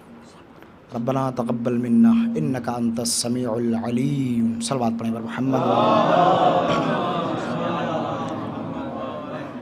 آغاز کلام میں دست ادب ایک گزارش کروں گا کہ وہ جو حضرات جو ذرا سا دروازے کی جانب ہے وہ ذرا سا ادھر آ جائیں، کیوں تاکہ ہو سکتا ہے کچھ لوگ اگر بعد میں آئیں تو ایسا ہو نہ ہو ان لوگوں کو جو ہے وہ اندر آنے میں مشکل اور پریشانی ہے۔ ہماری بائیں جانب کافی حد تک جو ہے وہ جگہ خالی ہے، اور ہماری اپنی بڑی اچھی خصلت اور عادت یہ ہے کہ ہم وہ قوم ہیں جو ہمیشہ دروازہ کھولتی ہے، دروازہ روکتی نہیں ہے۔ ہم وہ قوم ہیں جو ہمیشہ دروازہ کھولتی ہے، دروازہ روکتی نہیں ہے۔ اگر نہیں یقین ہے تو آؤ کربلا کے میدان میں دیکھ لو، حسین صبح عاشور تک حر کے لیے دروازہ مغفرت کھول کے بیٹھے ہیں۔ حسین صبح عاشور تک حر کے لیے دروازہ مغفرت کھول کے بیٹھے ہیں، آ جاؤ ابھی بھی وقت ہے۔ اور مسلسل تذکرہ ہوا ابھی پیشخانی میں اور قبلہ کی جو ہے وہ نظامت کے اندر اور سوسخانی کے اشعار میں، بھائی جان کے اشعار میں تمام تر لوگوں نے مسلسل ایک بات کا تذکرہ کیا، وہ تذکرہ یہ ہے کہ یہ جو نعمت عظمیٰ ہمیں آج نصیب ہوئی ہے، دیکھیے میں اپنے الفاظ بڑی دقت اور بڑی باریکی کے ساتھ انتخاب کرتا ہوں، یہ جو نعمت نہیں کہہ رہا ہوں، نعمت عظمیٰ، نعمت عظیم بھی نہیں کہہ رہا ہوں، نعمت عظمیٰ میں کہہ رہا ہوں۔ یہ جو نعمت عظمیٰ ہم کو نصیب ہوئی ہے اور جو ہمارے دامن میں آج یہ نعمت ہے، یہ دراصل صدقہ ہے، ودیعہ ہے حضرت بی بی زینب کبریٰ سلام اللہ علیہا کا، حضرت بی بی زینب کبریٰ سلام اللہ علیہا کا۔ اچھا، آپ کے ذہن میں یہ سوال نہیں آیا کہ کیا ضرورت تھی بی بی زینب کو شام میں ہی مجلس کرنے کی؟ واپس لوٹ کے اربعین پہ آئی تو ہیں کربلا، کربلا میں بچھا لیں فرش عزا، کربلا میں فرش عزا بچھا لیں، بھائی کی قبر ہے، بھائی کا سر بھی لے کے آئی ہیں، فرش عزا کربلا میں بچھا لیں۔ اچھا چلیے کربلا کو بھی چھوڑ دیتے ہیں، مدینے میں آ کے بچھا لیجئے، اس لیے کہ شام میں کوئی پرسہ دینے والا نہیں ہے، کیونکہ سارے پہچاننے والے تو مدینے میں ہیں، سارے پہچاننے والے تو مدینے میں ہیں، بھائی مدینے میں ہے، بھتیجے مدینے میں ہے، سب کے سب مدینے میں ہے۔ لیکن شہزادی اولیاء مقام نے نہ تو مدینے کے اندر پہلی مجلس عزا برپا کی، نہ تو جو ہے وہ کربلا کے اندر سب سے پہلی مجلس عزا برپا کی، بلکہ کہاں برپا کی؟ شہزادی نے شام کے دربار میں مجلس عزا برپا کی۔ عجب نہیں شہزادی بتانا چاہتی ہیں کہ اپنے گھر میں اپنا ذکر تو ہر کوئی کر لیتا ہے، اپنے مکان میں، اپنے گھر میں، اپنے محلے میں، اپنے علاقے میں اپنا ذکر تو ہر کوئی کر لیتا ہے، لیکن مزہ تو تب ہے کہ جب سر کاٹنے والے کے گھر میں سر کٹانے والے کا ذکر کیا جائے۔ مزہ تو تب ہے کہ دشمن کے گھر میں گھس کے اپنی جیت کا اعلان کیا جائے۔ اس لیے شہزادی نے سب سے پہلے مجلس عزا کہاں پہ برپا کی؟ شام کے دربار میں۔ کہاں پہ؟ جہاں پہ یزید خود بیٹھا ہوا ہے۔ کربلا میں یزید نہیں آیا تھا، کربلا میں یزید نے فوجیں بھیجی تھی عمر سعد کے رکاب میں، شمر کی رکاب میں، اور شام میں یزید خود بیٹھا ہے۔ الغرض، اور یہ پروردگار عالم کا واقعاً احسان ہے ہم پہ کہ سب سے پہلے اس نے ہم کو انسان بنایا۔ اپنے آپ میں بڑا معاملہ ہے، اپنے آپ میں بڑا معاملہ ہے کہ اللہ کا یہ خاص کرم ہے کہ اس نے ہم کو انسان بنایا، وگرنہ بنانے کو تو پروردگار عالم پتھر بھی بنا سکتا تھا، بنانے کو تو پروردگار عالم پیڑ پودے کی شکل بھی دے سکتا تھا۔ یہ بتائیے ہم اور آپ اشکال کر سکتے تھے؟ ہم اور آپ ٹوک سکتے تھے؟ اگر اللہ ہم کو پتھر بنا دیتا تو پہلی بات تو سوچنے سمجھنے کی صلاحیت نہ ہوتی، اور دوسری بات یہ ہے کہ اگر ہو بھی تھی تب بھی ہم کہاں سے ٹوک پاتے۔ اور اللہ نے اس کائنات میں جتنے بھی مخلوقات بنائی ہیں، وہ جو علماء لکھتے ہیں وہ یہ ہے کہ 4 صنف ہے، تمام تر مخلوقات 4 صنف پہ منحصر ہیں۔ یا تو وہ مخلوقات جمادات میں سے ہیں، بچوں کے لیے آسان کر دوں، جمادات ان مخلوقات کو کہتے ہیں جو جمی ہوئی ہوتی ہیں، جن کے اندر گرو نہیں ہوتا۔ جیسے پتھر، کل کو جس پتھر کو کل کو آپ نے اتنا بڑا دیکھا تھا، وہ 10 سال بعد بھی اتنا ہی بڑا نظر آئے گا۔ وہ ایسا نہیں کہ 10 سال بعد کو وہ اتنا بڑا ہو جائے، کہانی چونکہ پتھر جمادات میں سے ہے، پتھر میں گرو نہیں پایا جاتا۔ کا پھر جب مخلوقات ایک درجہ اور ترقی بڑھتی ہیں تو منزل آتی ہے نباتات کی، یعنی وہ مخلوقات جن کے اندر نشو و نما کی صلاحیت پائی جاتی ہے، جو اب جمادات سے ایک لیول اوپر ہیں، وہ اب بڑھ سکتی ہیں، وہ نشو و نما کر سکتی ہیں۔ کہا اچھا، کہ پھر اللہ نے تیسری کیٹیگری بنائی مخلوق کی، جس کو ہم حیوان کہتے ہیں۔ وہ ذرا سا ان دو مخلوقات سے بھی ایڈوانس ہے. کہا وہ کیا؟ کہا وہ چلتی ہے، پھرتی ہے، کھاتی ہے، اٹھتی ہے، بیٹھتی ہے، سوتی ہے، تمام تر چیزیں اس کے اندر اللہ نے ڈال دی، اور وہ بولتی بھی ہے، بولتی بھی ہے. پھر اس کے بعد اللہ نے جب فائنلی سب سے ایڈوانس مخلوق کو بنایا جس کو ہم انسان کہتے ہیں، اور انسان کو اللہ نے جب بنایا تو بنانے کے بعد اللہ نے اتنی بہترین مخلوق بنائی کہ خدا خود کہتا ہے تبارک اللہ احسن الخالقین. پاک و پاکیزہ ہے وہ ذات جو بہترین خلق کرنے والی ہے. لیکن اگر ہم ذرا سا باریکی کے ساتھ دیکھیں تو جانور اور انسان میں بہت زیادہ فرق نہیں ہے. کھاتا وہ بھی ہے، کھاتے ہم بھی ہیں، پیتا وہ بھی ہے، پیتے ہم بھی ہیں، سوتا وہ بھی ہے، سوتے ہم بھی ہیں. نسل اس کی بھی بڑھتی ہے، نسلیں ہماری بھی بڑھتی ہیں. تھکن اس کے اندر بھی ہے، تھکن ہمارے اندر بھی ہے. پھر کا فرق کیا ہے؟ کا فرق یہ ہے اللہ نے جانور کے اندر صرف خواہشات رکھا ہے، انسان کے اندر خواہشات کے ساتھ ساتھ عقل نامی جوہر بھی رکھا ہے. اللہ نے جانور کے اندر صرف خواہش رکھی ہے، اس کو کھانا ہے. انسان کے اندر خواہشات کے ساتھ ساتھ جوہر عقل بھی رکھا گیا. بعنوان مثال ایک جانور ہے، اس کو اگر بھوک لگی ہے تو اس کو اب غذا چاہیے، اس کو چارہ چاہیے. اس کو اس سے مطلب نہیں ہے کہ ہمارے مالک کا کھیت ہے یا غیر کا کھیت ہے، ہمارے مالک کی پراپرٹی ہے یا غیر کی پراپرٹی ہے، مال حلال ہے یا مال حرام ہے. جانور کو بھوک لگی ہے تو اس کو کھانا چاہیے. نہ تو وہ حلال دیکھے گا، نہ تو حرام دیکھے گا، نہ اپنا دیکھے گا نہ پرایا دیکھے گا. یہیں پہ آ کر اللہ نے انسان کو جو ہے جوہر عقل دیا ہے کہ دیکھو بھوک جانور کو بھی لگتی تھی، بھوک تم کو بھی لگتی ہے، لیکن فرق یہ ہے اس کے یہاں حرام و حلال کی تشخیص نہیں ہے، اپنے پرائے کی تشخیص نہیں ہے، اچھے برے کی تشخیص نہیں ہے، فائدے اور نقصان کی تشخیص نہیں ہے. لیکن ہم نے انسان کے اندر جوہر عقل اس لیے رکھا تاکہ انسان یہ جانے کہ حلال کیا ہے، حرام کیا ہے، اچھا کیا ہے، برا کیا ہے، فائدہ مند کیا ہے، نقصان کیا ہے. پھر سے میں آپ کو معیار دے رہا ہوں، جانور وہ ہے کہ جب بھوک لگتی ہے تو اس کو کھانا چاہیے. حرام سے مطلب نہیں ہے، حلال سے مطلب نہیں ہے، اپنے سے مطلب نہیں ہے، پرائے سے مطلب نہیں ہے. لیکن انسان وہ ہے جس کو حلال کی تمیز بھی ہے، حرام کی تمیز بھی ہے، اچھے کی تمیز بھی ہے، برے کی تمیز بھی ہے. لیکن یاد رکھنا اگر انسان عقل کے باوجود بھی حرام و حلال کی تمیز بھول جائے، اگر انسان عقل ہونے کے بعد بھی حرام و حلال کی تمیز بھول جائے، اچھے برے کی تمیز بھول جائے، بہتر اور بد کی تمیز بھول جائے، تو جان لینا وہ اب انسانیت میں نہیں رہا، جانور کے خیمے میں بیٹھ چکا ہے. انسان تو نہیں رہا، انسان تو نہیں رہا، انسان تو نہیں رہا. اب وہ کہاں جا کے بیٹھ گیا ہے؟ جانوروں کے خیمے میں. عزیزو دھیان رکھنا، اللہ نے انسان بنایا ہے، انسان ہی رہنا، جانور نہ بن جانا. اللہ نے انسان بنایا. یہی اسی لیے اگر آپ جو ہے وہ انسان کے بارے میں اگر قرآن کی آیات کو ملاحظہ فرمائیں تو اللہ نے بہت ڈیفرنٹ طریقے سے انسان کو جو ہے وہ قرآن میں انسان کی ڈیفینیشن اور انسان کو ڈیفائن کیا ہے. کہا وہ کیسے؟ کہ جب اللہ سورہ 3 میں بسم اللہ الرحمن الرحیم والتین والزیتون وطور سینین بہذا البلد الامین، پھر اس کے بعد جب انسان اللہ کی بات کرے تو کہ لقد خلقنا الانسان فی احسن تقویم، ہم نے انسان کو بلندی پہ خلق کیا ہے، ہم نے انسان کو بلندی پہ خلق کیا، احسن تقویم پہ خلق کیا. پھر اللہ فوراً اگلی آیت میں کہہ رہے ثم رددناہ اسفل سافلین، پھر ہم نے انسان کو اٹھا کے پستی میں گرا دیا.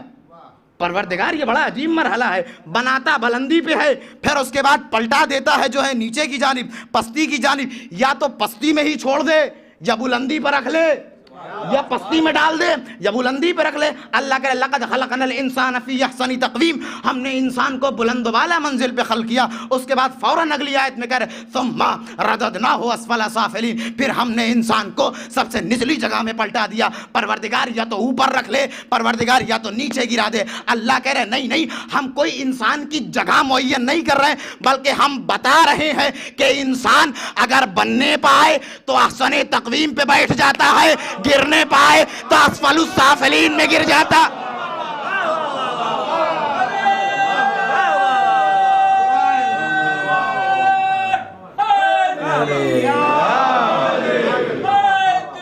یا علی یا علی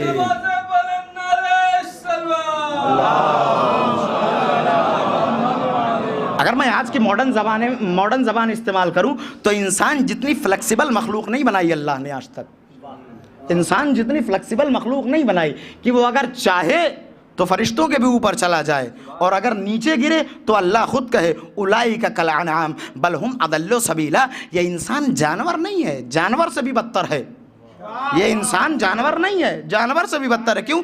اس لیے کہ جانور اس لیے تھا اس کے پاس خواہش تھی، عقل نہیں تھی۔ انسان جانور سے بدتر اس لیے ہو گیا اس کے پاس عقل ہے پھر بھی جانوروں کا کام کر رہا ہے۔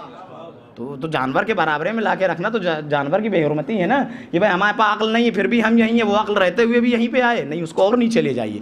اللہ کہہ رہا اولئک کالانعام بل ہم اضل سبیلا۔ میں نے جس آیت کریمہ کو اپنا سرنامہ کلام قرار دیا، بڑی معیاری آیت ہے، اور اللہ اپنی کتاب میں ارشاد فرما رہا ہے۔ کتاب کا بھی کمال سن لیجیے، سنتے رہتے ہیں لیکن آج ذرا سا الگ انداز میں سن لیجیے کتاب کیا ہے۔ کتاب ایسی کتاب ہے کہ ہم اور آپ خود اپنے علم پہ اکثر ڈاؤٹ اور شک کرتے ہیں۔ کبھی کبھی ایسا ہوتا ہے کہ ہم نے جو پڑھا ہے کبھی کبھی ہم خود اس پہ شک کرتے ہیں کہ یہ صحیح پڑھا ہے کہ نہیں پڑھا ہے۔ قرآن کا کمال یہ ہے کہ اللہ کہتا ہے ذالک الکتاب لا ریب فیہ، یہ وہ کتاب ہے جس میں شک و شبہے کی گنجائش نہیں ہے۔ پھر اس کے بعد ھدی للمتقین، یہ کتاب ہدایت ہے صاحبان تقویٰ کے لیے۔ ایک اور جگہ آپ کو میں دکھاتا ہوں قرآن کے بارے میں، اللہ کہتا ہے ان ھذا القرآن یہدی للتی ہی اقوم، یہ وہ کتاب ہے جو قوموں کی اور لوگوں کی جو ہے وہ ہدایت کے لیے آئی ہے۔ لیکن میرا سوال یہ ہے کہ آج تک جتنوں نے قرآن کو دیکھا وہ ہدایت پا گئے؟ آج تک جتنوں نے قرآن کو پڑھا وہ ہدایت پا گئے؟ آج تک جتنوں نے قرآن کو پڑھا، جتنوں نے قرآن کو دیکھا، کیا وہ ہدایت پا گئے؟ کہا نہیں، اس کا جواب بھی خود قرآن میں ہے۔ قرآن کہہ رہا ہے ذالک الکتاب لا ریب فیہ، یہ کتاب جو ہے وہ ہدایت کے لیے آئی ہے، اس میں کوئی شک و شبہ نہیں ہے۔ یہ کتاب ہدایت تو کرے گی سب کو، کیونکہ ایک آیت کہہ چکی ہے ان ھذا القرآن یہدی للتی ہی اقوم، یہ کتاب پوری عالم انسانیت کے لیے ہدایت بن کے آئی ہے۔ تو کیا پروردگار پوری عالم انسانیت قرآن کو پڑھ کے ہدایت یافتہ ہو جائے؟ کہا نہیں، اس کتاب کا کمال یہ ہے یہ ہدایت سب کی کرے گی، لیکن ہدایت لینے کی شرط یہ ہے ھدی للمتقین، صاحب تقویٰ ہونا پڑے گا، صاحب تقویٰ ہونا پڑے گا۔ یعنی اگر قرآن ہدایت تو کر رہا ہے اسی طریقے سے ہے کہ بارش پورے لکھنؤ میں ہو رہی ہے لیکن بھیگے گا وہی جو آسمان کے نیچے ہوگا۔ بارش تو پورے لکھنؤ میں ہو رہی ہے لیکن ابر رحمت کے قطرے اسی کے سر پہ گریں گے جو کھلے آسمان کے نیچے ہوگا۔ اسی طریقے سے قرآن کی ہدایت کی برسات پورے انسانوں پہ ہو رہی ہے، لیکن مسئلہ یہ ہے کہ ہم گناہوں کا چھاتا لیے کھڑے ہیں، ہم گناہوں کا چھاتا لیے کھڑے ہیں۔ تو کہاں سے قرآن کی ہدایت کی جو ہے وہ بوچھاریں ہم پہ پڑیں گی، ہم پہ چھینٹیں پڑیں گی؟ تو قرآن کی ہدایت قبول کرنے کے لیے کیا چاہیے؟ صلوات پڑھتے ہوئے آپ ذرا سا سمجھتے چلے ہیں۔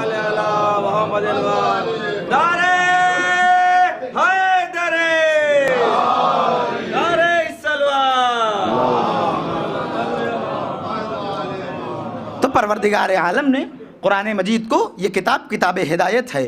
اچھا، اس کتاب کی ایک اور کوالٹی میں بتاؤں، یہ کتاب ہدایت ہے، یہ قرآن طاہر ہے، یعنی قرآن پاک ہے۔ توجہ چاہتا ہوں، پاک ہے۔ یہ قرآن کی صرف اکیلی کوالٹی نہیں ہے بلکہ قرآن طاہر کے ساتھ ساتھ مطہر بھی ہے۔ قرآن خود تو پاک ہے لیکن اتنا پاک ہے کہ اس کی پاکیزگی کا یہ عالم ہے کہ اگر وہ چاہے تو دوسروں کو بھی پاک کر دے۔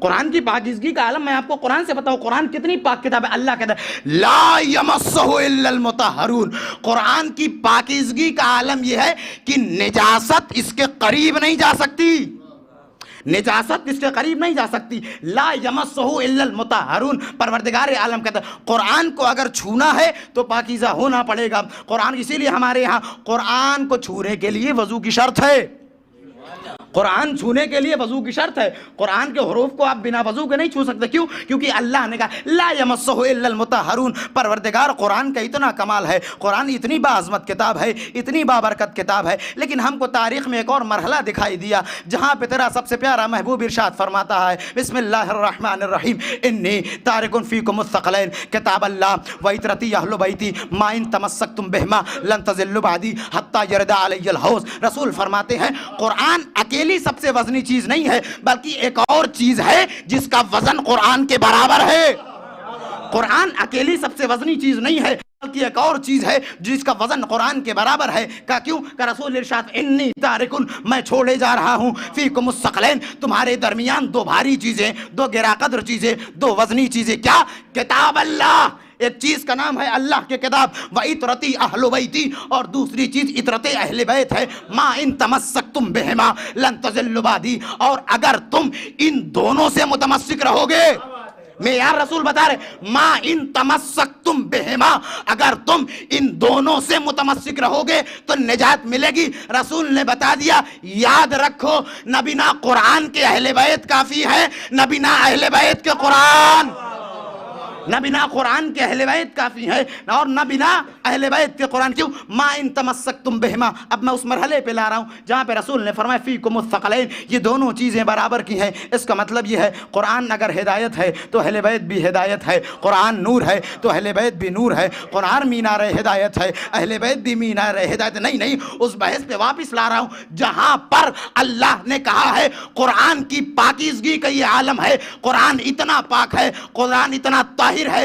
کہ قرآن خود کہتا ہے لا یمسہ الا المطہرون، قرآن کی پاکیزگی کا یہ عالم ہے کہ نجس اس کے قریب نہیں جا سکتا۔ پروردگار اہل بیت بھی تو قرآن کے برابر کی چیز ہے، وزن میں اہل بیت اور قرآن برابر ہے۔ اب جب قرآن کی پاکیزگی کا بیان آ ہی گیا ہے تو اہل بیت کی بھی پاکیزگی کا بیان آ ہی جائے۔ اللہ کہتا ہے ذرا اور آگے پڑھ، سورہ احزاب میں آگے پڑھ، بسم اللہ الرحمن الرحیم، انما یرید اللہ لیذھب عنکم الرجس اہل البیت ویطہرکم تطہیرا۔ میں نے ہی قرآن کو پاک رکھا ہے، اہل بیت کو بھی پاک ہم ہی رکھیں گے۔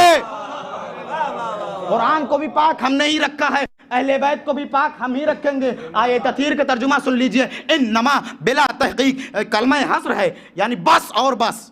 اللہ کا ارادہ کیا ہے؟ انما یرید اللہ لیذھب عنکم الرجس، کہ اہل بیت سے گندگی کو دور رکھا جائے۔ اس سے دقیق ترجمہ کوئی اگر کرے تو آگے مجھے بتائیے۔ قرآن کہہ رہے انما، بس اور بس، یرید اللہ، اللہ کا ارادہ کیا ہے؟ لیذھب عنکم الرجس، کہ اہل بیت سے گندگی کو دور رکھا جائے۔ اللہ یہ نہیں کہہ رہا ہے کہ ہم اہل بیت سے گندگی کو دور رکھیں گے، بترجمہ ملاحظہ فرمائیں، لیذھب عنکم الرجس، اہل بیت سے گندگی کو دور رکھا گیا ہے۔ قرآن یہ نہیں کہہ رہا ہے کہ اہل بیت گندگی سے دور ہیں، ہم اہل بیت کو گندگی سے دور کر رہے ہیں، نہیں۔ پروردگار عالم کہہ رہا ہے کمال اہل بیت یہ ہے کہ ان کے یہاں گندگی کا تصور نہیں ہے۔ اہل بیت کا کمال یہ ہے کہ ان کے یہاں گندگی کا تصور نہیں ہے۔ پروردگار اہل بیت تو گندگی کے قریب نہیں جائیں گے، تو اللہ کہتا ہے ہاں اہل بیت تو گندگی کے قریب نہیں جائیں گے، لیکن یاد رکھو اگر کوئی گندگی اہل بیت کے قریب آنا چاہے، اگر کوئی گندگی اہل بیت کے قریب آنا چاہے تو اللہ کہ لیذھب عنکم الرجس اہل البیت، اللہ کہ میری ذمہ داری یہ ہے کہ ہم نجاست کو، ہم کو، ہم عزت کو، ہم برائیوں کو اہل بیت سے دور رکھتے ہیں۔ عزیزو اگر آج کے زمانے میں کوئی آپ سے آ کے کہے ہم کو اہل بیت سمجھ نہیں آتے، ہم کو اہل بیت ذہن میں نہیں آتے، ہم اہل بیت کو نہیں مانتے، ہم اہل بیت کو نہیں چاہتے، ہمارا اہل بیت سمجھ میں نہیں آتا، تو بس اتنا کہنا آپ کے قریب آنے کی ضرورت نہیں ہے، اللہ نے خود دور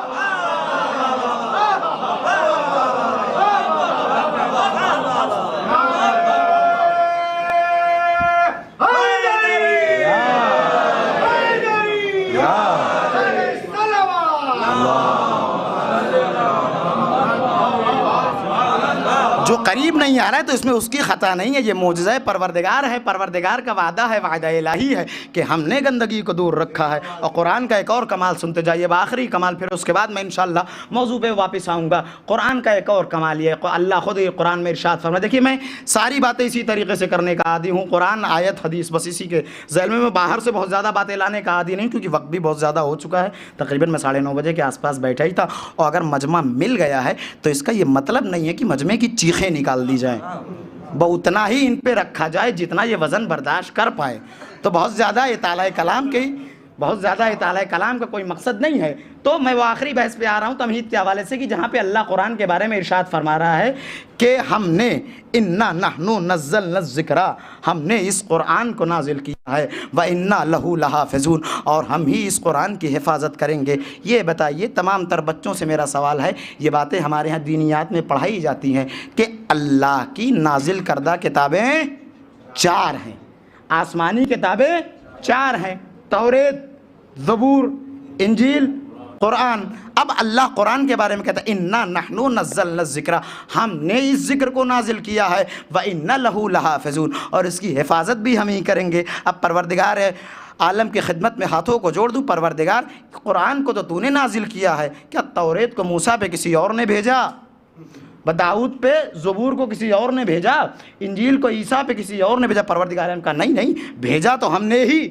تو پھر پروردگار ایسی ان 3 کتابوں میں کیا کمی تھی کہ جس کے بارے میں تو نے وعدہ نہیں لیا؟ قرآن کے بارے میں کہتا ہے کہ ہم نے ہی اس ذکر کو نازل کیا، ہم ہی اس کی حفاظت کریں گے۔ پروردگار عالم کہہ رہے نہیں، یہ اتنی کوئی سخت بات نہیں ہے، اس کا فلسفہ سمجھو۔ کہا وہ کیا؟ کہ یہ بتاؤ آج ہم 3 کتابوں کو کیوں عمل نہیں کرتے؟ مانتے ہیں؟ اگر کوئی مسلمان یہ کہتا ہے کہ صرف قرآن اللہ کی کتاب ہے تو اس کا ایمان ناقص ہے، دعوے سے کہتا ہوں۔ ہمارا ایمان یہ ہے کہ آسمانی کتابیں 4 ہیں، ہم ان پہ عمل نہیں کرتے کیونکہ وہ ہماری کتاب شریعت نہیں ہے، ہماری کتاب شریعت قرآن ہے، لیکن ایمان ہمارا اتنا ہی توریت پر بھی ہے، اتنا ہی زبور پر بھی ہے، اتنا ہی انجیل پر بھی ہے۔ نہ ماننے کی وجہ ایک یہ بھی ہے کہ یہ کتابیں اصلی حالت میں نہیں ہیں، بدل دی گئیں۔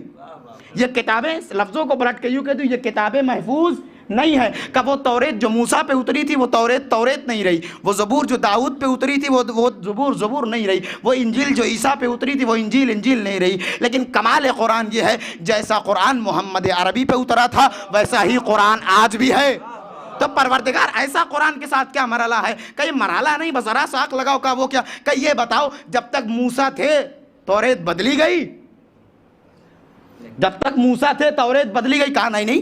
جب تک داؤد تھے زبور بدلی گئی؟ کہا نہیں۔ کہ جب تک عیسیٰ تھے تب تک انجیل بدلی گئی؟ کہا نہیں۔ کہ پھر کا سادہ سا جواب یہی ہے کہ جب تک کتابوں کے لانے والے اور کتابوں کے محافظ موجود تھے، کتابوں کے لانے والے کتابوں کے محافظ موجود تھے، کتابیں اپنی اصلی صورت پر باقی رہی۔ جب تک موسیٰ اور ان کے وصی تھے توریت تبدیل نہ ہو پائی، جب تک داؤد اور ان کے وارث تھے زبور تبدیل نہ ہو پائی، جب تک عیسیٰ اور ان کے حواری تھے تب تک انجیل تبدیل نہ ہو پائی۔ محافظ توریت چلا گیا، توریت بدل دی گئی۔ محافظ زبور چلا گیا، زبور بدل دی گئی۔ محافظ انجیل چلا گیا، پھر بھی انجیل بدل دی گئی۔ میں یہی معاملہ تو قرآن کے ساتھ بھی ہے۔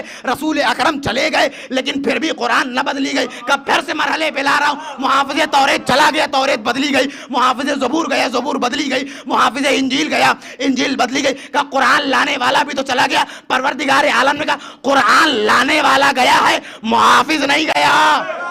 قرآن لانے والا گیا ہے کہ محافظ نہیں گیا۔ کہ وہ کیسے؟ جب تک کتابوں کے محافظ تھے کتابیں اپنی اصلی صورت پہ تھی، جب محافظ چلے گئے کتابیں بدل دی گئی۔ قرآن کا اپنی اصلی صورت پہ باقی رہنا اس بات کی دلیل ہے کہ کوئی تو پردے میں ہے جو حفاظت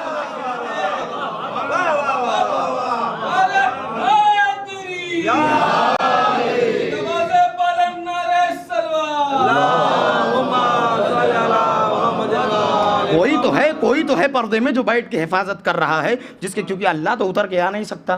حفاظت کرنے کے لیے اللہ اسباب تو فراہم کر سکتا ہے، اللہ انتظام کرتا ہے۔ قرآن کی وہ آیت جس کو میں نے اپنا سرنامہ کلام قرار دیا، ارشاد ہو رہا ہے من عمل صالحا من ذکر او انثی وهو مؤمن فلنحیینہ حیاتا طیبہ۔ یہ آیت فیمنزم افراد کے چہرے پر بھرپور تماچا ہے۔ جو لوگ یہ کہتے ہیں کہ اسلام عورت زدائی کا مذہب ہے، اسلام عورتوں کو حق اور اسلام عورت کو حق و حقوق نہیں دیتا، اسلام عورتوں کے حقوق میں جو ہے وہ کمی کاستی کرتا ہے، آؤ اس قرآن کی آیت کو پڑھو۔ ترجمہ کرتا ہوں، خود جو ہے وہ قرآن اور خدا کی تعلیم آپ محسوس کریں گے۔ اللہ فرماتا من عمل صالحا، جو بھی اچھا کام کرے گا، من ذکر او انثی، چاہے وہ مرد ہو یا عورت۔ اللہ نے کیا کہا؟ من عمل صالحا، جو بھی نیک کام کرے گا، من ذکر او انثی، چاہے وہ مرد ہو یا عورت، وہو مؤمن، وہ صاحب ایمان ہے۔ اللہ نے یہ نہیں کہا اگر مرد اچھا کام کرے گا تو اس کا ایمان زیادہ ہے، عورت کا کم ہے۔ اگر عورت اچھا عمل کرے گی اس کا ایمان زیادہ ہے اور مرد کا ایمان کم ہے۔ اللہ کہہ رہے نہیں، مرد و عورت میں سے جو بھی اچھا عمل کرے گا وہ ایمان میں کیا ہے؟ وہ صاحب ایمان ہے۔ اللہ نے یہ بتایا اس آیت کے ذریعے سے، ہو سکتا ہے مرد اور عورت جسمانی قوت کے اعتبار سے بالا پائن ہو سکتے ہیں، اوپر نیچے ہو سکتے ہیں، لیکن یاد رکھنا ایمان میں مرد اور عورت برابر ہیں۔ ایمان کی منزلوں میں مرد اور عورت برابر ہیں۔ اچھا کہیں نہ کہیں جو مسلمانوں کے اوپر عورت زدائی کا اور عورتوں کو پیچھے رکھنے کا الزام لگایا جاتا ہے، وہ کہیں نہ کہیں ہماری کمی ہے کہ ہم نے اسلام کو بہت اچھے سے اسٹڈی کیا نہیں اور بیان نہیں کیا۔ کہ ہوا کیا کہ جب بھی ہم مسلمانوں کی خدمت بیان کرنا چاہتے ہیں تو ہم کہتے ہیں فلاں عالم نے یہ کیا، اور فلاں مجاہد نے ایسے جنگ لڑی، اور فلاں صاحب نے جو ہے یہ فتح کیا، اور فلاں مرد نے یہ کیا، فلاں مرد نے وہ کیا۔ اور جب بھی اصل میں ہمارے یہاں فضائل اور کمال اور مناقب بیان ہوئے تو بیان ہی مردوں کے ہوئے، تو لوگوں کو لگا کہ ان کے یہاں صرف مرد ہی با کمال ہے، عورتوں نے کچھ کیا نہیں ہے۔ جب بھی ہمارے یہاں فضائل اور کمال اور کرامات بیان ہوئے تو ہمیشہ مردوں کے ہی بیان ہوئے، تو سننے والے کو یہی لگے گا کہ ان کے یہاں جو کرتے ہیں سب مرد ہی کرتے ہیں، عورتوں نے کچھ کیا نہیں۔ کہا عزیزوں آئیے میں آپ کو تاریخ کے کچھ ایسے اہم مرحلے گناتا ہوں جہاں پر مرد سینکڑوں قدم پیچھے رہے، عورتیں آگے نظر آئیں۔ میں آپ کو تاریخ کے ایسے اوراق میں پڑھواتا ہوں اور گنواتا ہوں جہاں پر اچھے مرد با اقتدار اور پرقدرت مرد پیچھے رہ گئے، عورتیں نظر آئی۔ کہ اسلام تو بہت دور کی چیز ہے، ذرا اور پیچھے آؤ۔ کہ تاریخ لکھتی ہے کہ جب موسیٰ کا گہوارہ نیل کی لہروں کے ہچکولے کھا رہا تھا تو اس گہوارے کو اپنی آغوش میں جگہ دینے والا کوئی مرد نہیں تھا، آسیہ نامی عورت تھی۔ عزیزو ایک جملہ ملاحظہ فرمائے، جب موسیٰ کا گہوارہ نیل کی دریاؤں کے ہچکولے کھا رہا تھا تو اس گہوارے کو اپنی آغوش میں جگہ دینے والا کوئی مرد نہیں تھا بلکہ آسیہ نامی عورت کا نہیں۔ ذرا اور آگے آؤ، جب پروردگار عالم نے ابراہیم کو حکم دیا کہ اسماعیل کو سرزمین مکہ پہ چھوڑ آؤ تو ابراہیم نے اسماعیل کو جس کے سہارے چھوڑا وہ کوئی مرد نہیں تھا، ہاجرہ نامی عورت تھی۔ تمیدات ملاحظہ فرما رہے ہیں، موسیٰ کا گہوارہ نیل کے ہچکولے کھا رہا تھا، تھامنے والی آسیہ نامی عورت۔ جب اللہ نے ابراہیم کو حکم دیا کہ اسماعیل کو سرزمین مکہ بے آب و علف زمین پہ چھوڑ کے آؤ تو ابراہیم نے جس کے سہارے چھوڑا اس کا نام کیا تھا؟ ہاجرہ کا نہیں۔ جو لوگ حج و زیارت کے لیے تشریف لے گئے ہیں اللہ ان کی زیارت کو قبول فرمائے، جو لوگ نہیں تشریف لے گئے اللہ ان کو زیارت سے مشرف فرمائے۔ جن لوگوں نے حج و عمرہ کیا وہ جانتے ہیں حج میں ایک رکن ہے جس کا نام صحیح صفا و مروہ ہے، یعنی صفا کا چکر مروہ کا چکر، کبھی صفا پہ جانا کبھی مروہ پہ جانا، کبھی صفا کی طرف بڑھنا کبھی مروہ کی طرف بڑھنا۔ تاریخ اٹھا کے دیکھ لو، حج میں یہ جس کا عمل سنت ہے وہ کوئی مرد نہیں ہے، ہاجرہ نامی عورت ہے۔ وہ کوئی مرد نہیں ہے، وہ کوئی مرد نہیں ہے، وہ ہاجرہ نامی عورت ہے۔ پھر سے میں آپ کو شروع سے لے کے آ رہا ہوں، انشاءاللہ کسی حسین نقطے تک لے جاؤں گا کہ جب موسیٰ کا گہوارہ نیل کے ہچکولے کھا رہا تھا تو تھامنے والی عورت تھی۔ جب ابراہیم کو اللہ نے کہا کہ اسماعیل کو بے آب و علف زمین پہ چھوڑو تو جس کے سہارے چھوڑا گیا وہ ہاجرہ نامی عورت تھی۔ حج کے درمیان جس کا عمل جو ہے وہ رکن حج عمل پایا، صحیح صفا و مروہ، وہ عمل کسی مرد کا نہیں تھا بلکہ وہ کیا تھا؟ ایک ہاجرہ نامی عورت کا تھا۔ ایک ہلکے سے ایک اور مرحلہ دکھا دوں، جب اللہ نے اس زمین پہ روح اللہ کو بھیجنا چاہا تو آدم کی طرح بنا ماں باپ کے بھی بھیج سکتا تھا۔ جب اللہ نے عیسیٰ کو زمین پہ بھیجنا چاہا تو بنا ماں باپ کے بھی بھیج سکتا تھا، لیکن اللہ نے مریم نامی عورت کا سہارا لیا۔ اللہ نے مریم نامی عورت کا سہارا لیا۔ صفا مروہ کے درمیان صحیح کس کا عمل ہے؟ عورت کا عمل ہے۔ جب عیسیٰ کو بھیجنا ہوا تو اللہ نے مرد کا سہارا نہیں لیا بلکہ مریم نامی کا۔ اور آگے آؤ، اسلام پھولا، اسلام پھلا، اسلام نے جنگیں لڑی، اسلام کے ہاتھ مال آیا، اسلام نے لوگوں میں مال بانٹا۔ تاریخ لکھتی ہے جب اسلام نے مال بانٹا تو لینے والے مرد نظر آئے، جب اسلام نے مانگا تو لٹانے والی خدیجہ۔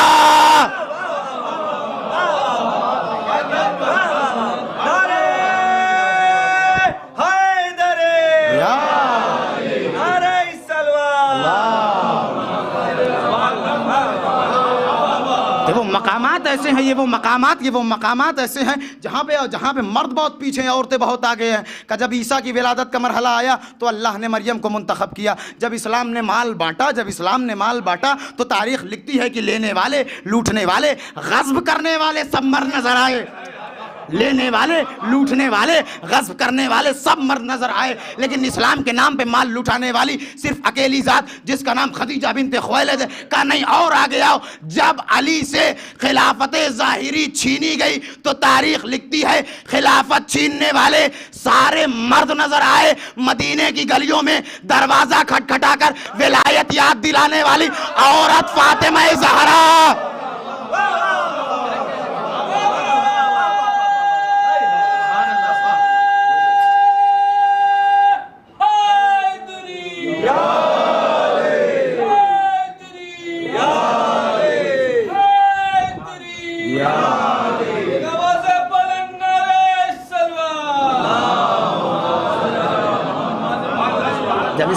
جب اسلام نے مال بانٹا تو لوٹنے والے سارے نظر آئے، جب لٹانے کی باری آئی تو صرف اپنا خزانہ خالی کرنے والی خدیجہ بنت خویلد نظر آئی، جب علی سے خلافت ظاہری کو چھینا گیا تو سارے خلافت کا انکار کرنے والے، خلافت غصب کرنے والے مرد نظر آئے، لیکن مدینے کی گلیوں میں دوڑ دوڑ کر دروازہ کھٹکھٹا کر ولایت علی کو یاد دلانے کے لیے جو شخص اور جو ذات نظر آئی وہ ذات حضرت فاطمہ الزہرا کا نہیں اور آ گیا۔ کہتے ہیں کہ سرزمین کربلا کے اوپر عصر عاشور جب حسین کا سر کٹ گیا، حسین شہید ہو گئے، تو حسین کی ذمہ داری جس کے کندھے پہ پڑی اس کو سجاد کہتے ہیں۔ سجاد کو کندھوں پہ جو بچا کے لائی وہ کوئی مرد نہیں، زینب نامی عورت۔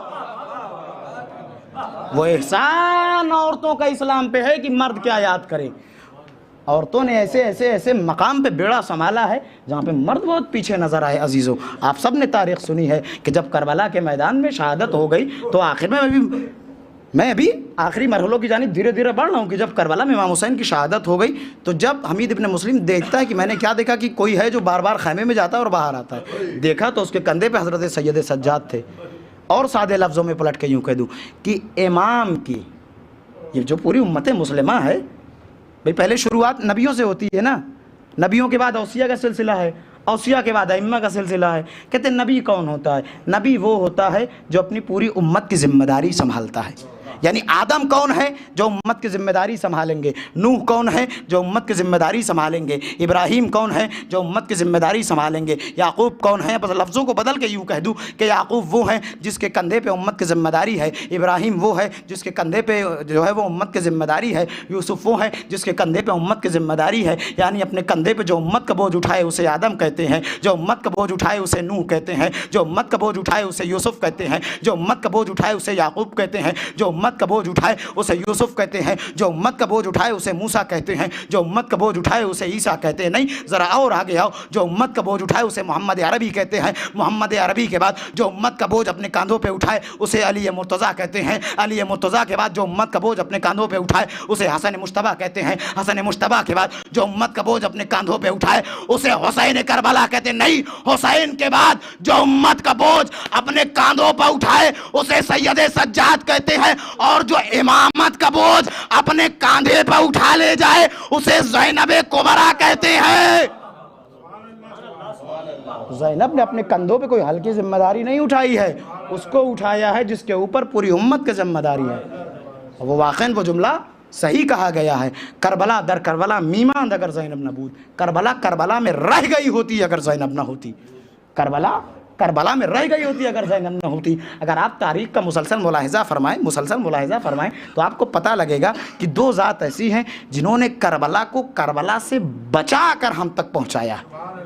کربلا کو کربلا سے بچا کر ہم کو دو ذات نے پہنچایا ہے، ایک کا نام ہے حضرت عابد بیمار، ایک کا نام ہے زینب علیہ مقام۔ میرا جی چاہتا ہے کہ حضرت عابد بیمار کی شجاعت کا ایک حصہ پڑھ کے پھر میں اپنی زحمت کی جو ہے وہ تمام کروں گا۔ کہتے ہیں کہ جب آہستگی کے ساتھ اب ذرا سا کہ جب دربار شام میں وہ آپ نے پورا مرحلہ سنا ہے کہ وہ یزید کا شعر ہے جو میں نے پچھلے سال برس بھی پڑھا تو اس برس بھی پڑھ دے رہا ہوں تاکہ جو لوگوں نے جس کو اس بات کا علم ہے وہ جان لے۔ اور یہ شعر واقعاً یزید کا عقیدہ بتاتا ہے۔ یزید کیا کہتا ہے؟ یزید کہتا ہے لعبت ہاشم بالملک فلا خبر جاء و وحی نزلا۔ یزید کہتا ہے کہ بنی ہاشم نے حکومت ہتھیانے کے لیے کھلواڑ کیا، نہ تو کوئی وحی آئی ہے نہ تو کوئی کتاب نازل ہوئی۔ یہ بتائیے جو قرآن کا منکر ہو جائے، جو وحی الہی کا منکر ہو جائے، وہ مومن بھی نہیں ہے، وہ مسلمان بھی نہیں ہے۔ مومن تو دور کی بات ہے، کیونکہ مسلمات میں سے ہے قرآن کا عقیدہ ہمارے اوپر، وحی الہی کا یہ عقیدہ ہمارے اوپر۔ تو اب تاریخ کہتی ہے کہ جو ہے وہ یزید یہ شعر پڑھ رہا تھا، پھر اس کے بعد خطیب کھڑا ہوا، خطیب کھڑا ہونے کے بعد اس نے وہ مسلسل انداز میں جو ہے وہ خطبہ دیا۔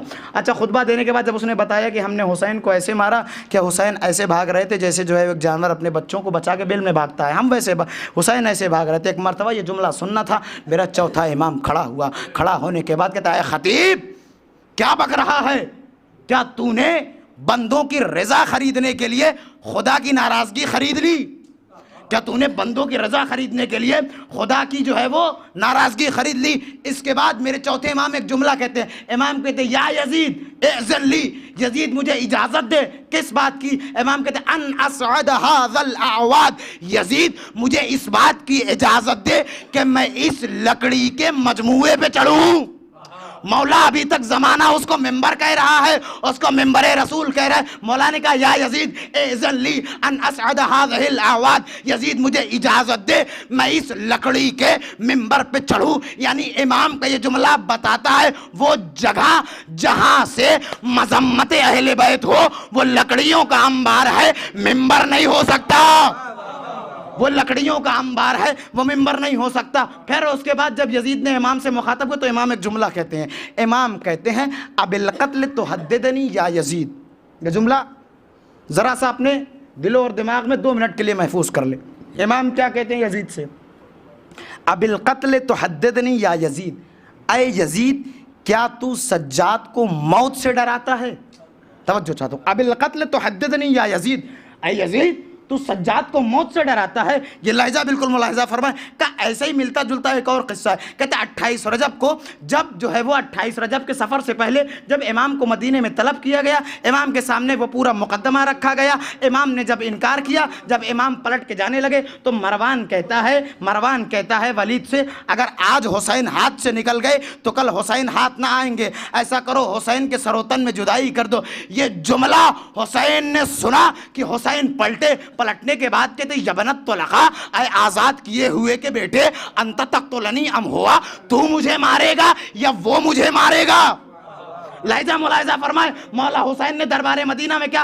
انت تقتلنی ام ہوا، تو مجھے مارے گا یا وہ مارے گا؟ لہجہ ملاحظہ فرمائے، حسین نے کہا تھا تیرے اندر ہمت ہے تو مجھے مارے گا یا اس کے اندر ہمت ہے وہ مجھے مارے گا؟ یہی لہجہ سجاد نے یزید کے سامنے کہا۔ میرا مولا کہے اب القتل تحددنی یا یزید، اے یزید کیا تو سجاد کو قتل سے ڈراتا ہے؟ مولا وہی لہجہ آپ نے اختیار کیا جو دربار مدینہ میں آقا نے کیا تھا۔ امام حسین نے بھی یہی کہا تھا تو مجھے مارے گا یا وہ مارے گا؟ امام نے بھی کہا یزید تو مجھے موت سے ڈراتا ہے، قتل کرنے سے ڈراتا ہے۔ وہی لہجہ اپنا کر سجاد نے یزید کے دربار میں یزید کی آنکھوں میں آنکھیں ڈال کے بتا دیا یزید نہ کل تو دربار میں حسین کو مار پایا تھا نہ آج یہاں سجاد کو مار پائے گا۔ یہ شجاعت ہے۔ چاروں طرف لوگ تلوار لیے کھڑے ہیں، سر و تن میں جدائی اگر یزید ایک حکم کر دے، لیکن امام کی آنکھوں میں ڈر نہیں ہے۔ امام کہتا ہے بالقتل تحددنی یا یزید، یزید تو مجھ کو موت سے ڈراتا ہے۔ اور تاریخ لکھتی ہے کہ یزید کوئی چھوٹا موٹا بادشاہ نہیں ہے۔ اتنے وقت کی اگر آپ جو ہے وہ یزید کی حکومت پڑھیں تو وہ کم سے کم حجاز پورا ہے، اور کچھ لوگ کہتے ہیں کہ اب ایران بھی فتح ہو چکا ہے، فتح فارس بھی ہو چکا ہے، یعنی ایران بھی اب اسلامک کنگڈم میں شمار ہوتا ہے اس زمانے میں۔ تو یزید کتنا بڑا خلیفہ ہے، کتنا بڑا جو ہے وہ حاکم، خلیفہ تو کہنا بیکار ہے، حاکم ہی کہہ لو تو ٹھیک ہے۔ یزید کتنا بڑا حاکم ہے، اتنا بڑا حاکم ہے، اتنی بڑی مملکت ہے۔ اچھا یہ بتائیے اگر آپ کے ہاں کوئی نیتا آ جائے، آپ کے ہاں کوئی صاحب مقام اور منزلت آ جائے تو مجال ہے آپ اس کا نام لے لیجئے گا، آپ کہیے گا جی صاحب، جی حضور، جی ڈاکٹر صاحب، جی انجینئر صاحب، جی جو ہے وہ عہدیدار صاحب، یہ صاحب وہ صاحب، لقب سے یاد کیجئے گا جتنا لقب ہو۔ اچھا ہمارے یہاں مسئلہ یہ ہے کہ ہم جو ہے وہ شخصیت کم شخص سے زیادہ مرعوب ہو جاتے ہیں، شخصیت سے کم ہم شخص سے زیادہ مرعوب ہو جاتے ہیں۔ ہمارے یہاں یہ ذرا سا عہدیدار ہے کہ جی آقا، جی آقا، جی آقا، جی سرکار، جی اعلیٰ حضرت، جی وہ کہتے کہ یزید اتنا بڑا بادشاہ ہے، لیکن امام نے جتنی مرتبہ یزید کو خطاب کیا ایک جملہ کہا یا یزید، یا یزید، اے یزید، اے یزید، سن یزید۔ تاریخ نے لکھا سجاد اتنے بڑے بادشاہ سے مخاطب ہو رہا ہے، لیکن جب بھی میرے مولا نے کہا اے یزید، یا یزید کا جملہ کہہ کے چوتھے امام نے یہ زمانے بھر کو بتایا، اور تاریخ خود لکھتی ہے کہ سجاد نے جب یزید کو خطاب کیا تو کچھ ایسا لگ رہا تھا جیسے کوئی جلالی آقا اپنے ناکارہ غلام سے مخاطب ہو، جیسے کوئی جلالی آقا اپنے ناکارہ غلام سے مخاطب ہو۔ سجاد نے کہا ہاتھوں میں ہتھکڑی ڈال سکتے ہو، گلے میں توق ڈال سکتے ہو، پیر میں بیڑی ڈال سکتے ہو، لیکن یاد رکھنا ہم قید ہو کے بھی عزت والے ہیں، تو تخت پہ بیٹھ کے بھی ذلت والا ہے۔ سجاد کی سیرت ہے، آپ اگر اٹھا کے دیکھیں پوری، آپ تاریخ شام و کوفہ اگر آپ پڑھ ڈالیں تو آپ کو یہی نظر آئے گا کہ کبھی ہمارے چوتھے امام کے ہاتھ میں ہتھکڑیاں ہیں، پیروں میں بیڑیاں ہیں، گلے میں خاردار توق ہے، لیکن ایک بار بھی سجاد مظلوم تو نظر آئے لیکن مجبور نظر نہیں آئے۔ سجاد مظلوم تو تھے لیکن مجبور نہیں تھے، اور اہل بیت نے یہ بتایا کہ دیکھو ہم وہ ہیں جو مظلوم تو ہیں لیکن مجبور نہیں۔ کیوں؟ جب انسان پہ مجبوری پڑتی ہے نا تو وہ حق و باطل کا فرق بھول جاتا ہے۔ لیکن مظلومیت میں انسان کو حق یاد رہتا ہے. انسان ظلم تو سہ لیتا ہے لیکن حق و باطل کے درمیان فرق نہیں بھولتا. عزیزوں، کربلا کی سیرت یہی ہے، حسین کی سیرت یہی ہے. سر کٹانا پڑے کٹا دو لیکن باطل کے خیمے میں نہ بیٹھنا. بہنوں کی چادر دینی پڑے دے دو لیکن کبھی باطل کے خیمے میں نہ بیٹھنا. جوان کا کلیجہ دینا پڑے دے دو لیکن کبھی باطل کے خیمے میں نہ بیٹھنا. عزیزوں، ہم اور آپ کربلا سنتے ہیں یا تو پڑھا ہے یا سنا ہے، ہمارا دل تڑپ جاتا ہے، ہمارا دل بےتاب ہو جاتا ہے. ہم کتنا گریہ کرتے ہیں. کبھی کبھی ایسا گریہ ہوتا ہے جوان بے ہوش ہوتے ہیں، نوجوان بے ہوش ہو جاتے ہیں. ہم نے کربلا دیکھی نہیں ہے، صرف سنی یا پڑھی ہے تو ہمارا یہ عالم ہے. عزیزوں، ذرا کوئی سجاد کے کلیجے سے پوچھے جس کی آنکھوں کے سامنے حسین کا سر نو کے نیزہ پہ چڑھایا گیا. کوئی سجاد سے پوچھے جو پیچھے پیچھے چلتا رہا، اس کے باپ کا سر نیزے پہ آگے آگے چلتا رہا. یہی وجہ ہے کہ جب کسی نے پوچھا مولا آپ اتنا کیوں روتے ہیں، میرے امام نے ایک جملہ کہا کہ تم نے یعقوب کا قصہ سنا؟ کہا ہاں. کہا یہ تو پتا ہے نا یوسف زندہ تھے، یعقوب کو پتا تھا. کہا ہاں ہاں. کہ پھر بھی بچھڑنے پہ یعقوب اتنا روئے، یعقوب کی آنکھیں سفید ہو گئی. یعقوب کا ایک یوسف بچھڑا، یعقوب اتنا روئے آنکھیں سفید ہو گئی. آئے وہ سجاد کیوں نہ روئے جس کے 18 یوسف سرزمین کربلا پہ قتل کر ڈالے گئے.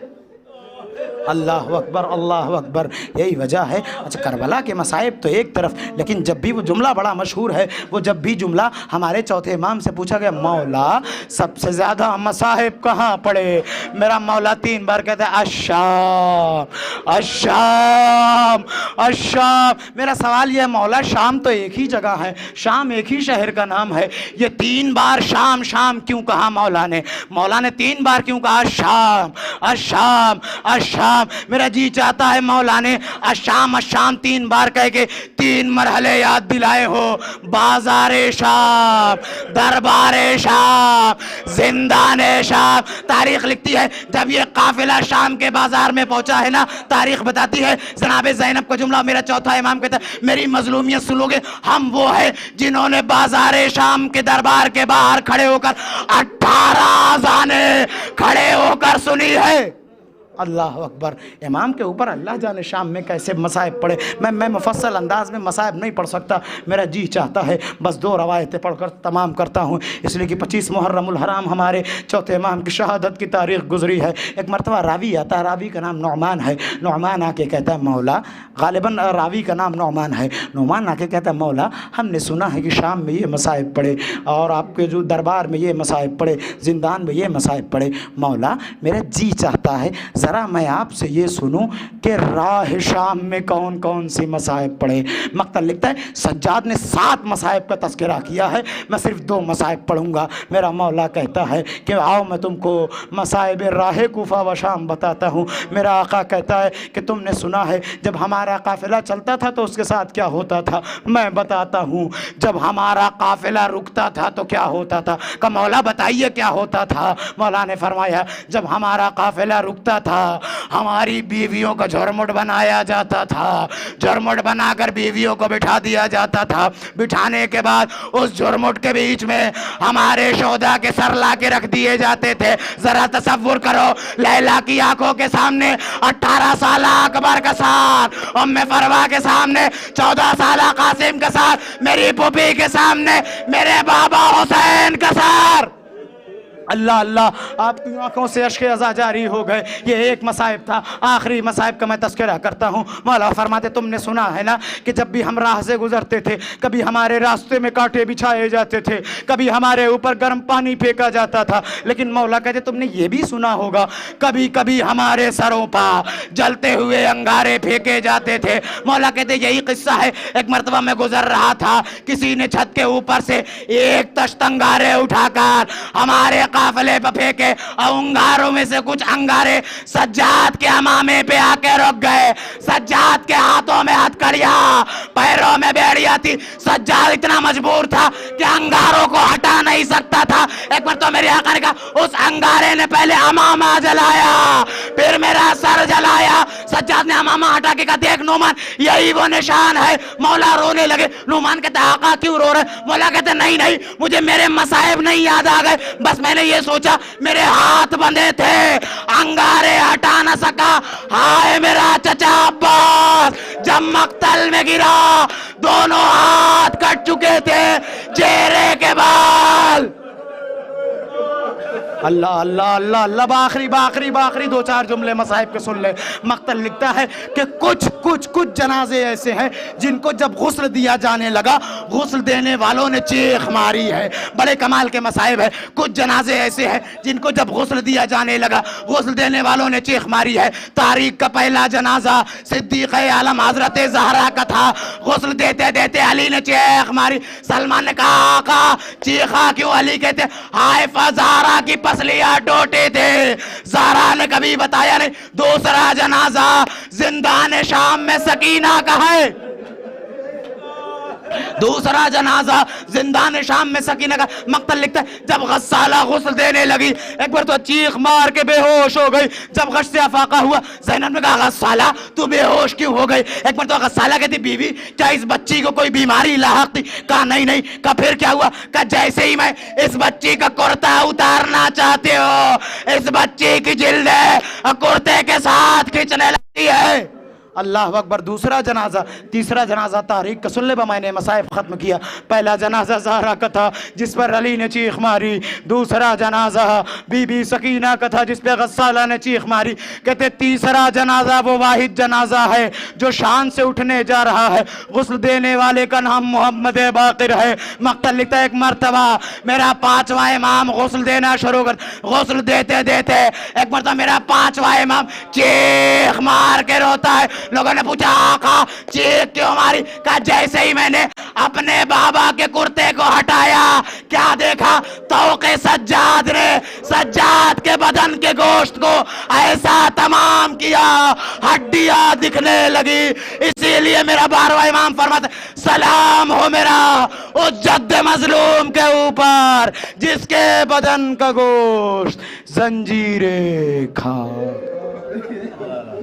انا للہ وانا الیہ راجعون. سیعلم الذین ظلموا ای منقلب ینقلبون رضا بقضائہ وتسلیما لامرہ الہی بحق الزہرا وابیہا وبعلہا وبنیہا وسر المستودع فیہا. پروردگار ہماری اس مختصر سی عزا کو قبول فرما. پروردگار ہم کو ہر سال بہتر سے بہتر انداز میں عزاداری برپا کرنے کی توفیق عنایت فرما. پروردگار ہماری عزاداری میں سے خرافاتی رسموں اور تمام تر برائی اور ریاکاریوں کو دور فرما. پروردگار ہم میں جو بھی جوان و نوجوان بے رزق و روزی ہیں تجھے واسطہ ہے جوانی علی اکبر کا جوانوں کے رزق و روزی کے اسباب فراہم فرما. پروردگار ہم میں سے جو بھی ہے جن کے بھی لواحقین بیمار ہیں تجھے واسطہ ہے عابد بیمار کا ان کو شفا کاملہ و عاجلہ عنایت فرما. پروردگار ہم میں سے جو بھی پریشان حال ہے تجھ کو واسطہ ہے 3 باب الحوائج کا.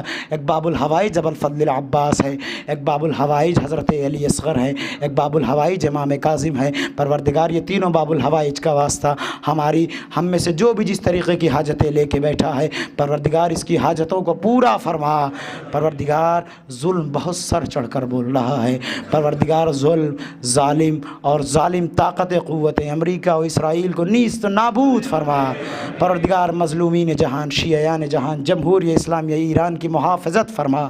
پروردگار دعا میں سب سے عظیم دعا سب سے اعلیٰ سب سے اکمل سب سے بہتر دعا یہ ہے ہمارے آقا ہمارے مولا امام زمانہ کے ظہور میں تعجیل فرما. ہمیں ان کے اعوان و انصار میں شمار فرما. آپ حضرات سے گزارش ہے ایک مرتبہ سورہ الحمد اور 3 مرتبہ سورہ اخلاص کی تلاوت فرما کر مرحوم سید حیدر تقی ابن احمد نقی, مرحوم سید سردار حسین ابن سید گلزار حسین, مرحوم سید اصغر نواب رضوی ابن سید منصور علی کی روح کو ایصال فرمائیں. اللہم صلی علی بسم اللہ الرحمن الرحیم من الصراط المستقیم صراط الذین بسم اللہ الرحمن الرحیم قل اللہ احد واللہ احد اللہ الصمد واللہ احد اللہ الصمد اللہم صلی اللہ شاردہ معصومی صلاۃ وسلم. ربنا تقبل منا انک انت السمیع العلیم ماتم حسین.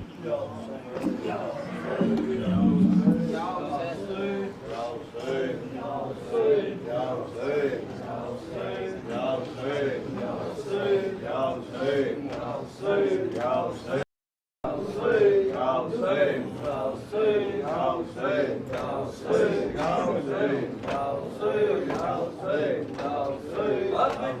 ہے زبانوں پہ علمدار علمدار عباس علمدار عباس علمدار اب تک ہے زبانوں پہ علمدار علمدار عباس علمدار عباس علمدار اب تک ہے زبانوں پہ علمدار علمدار عباس علمدار عباس علمدار اب تک ہے زبانوں پہ علمدار علمدار عباس علمدار عباس علمدار اب تک ہے زبانوں پہ علمدار علمدار عباس علمدار عباس علمدار اب تک ہے زبانوں پہ علمدار علمدار عباس علمدار عباس علمدار اب تک ہے زبانوں پہ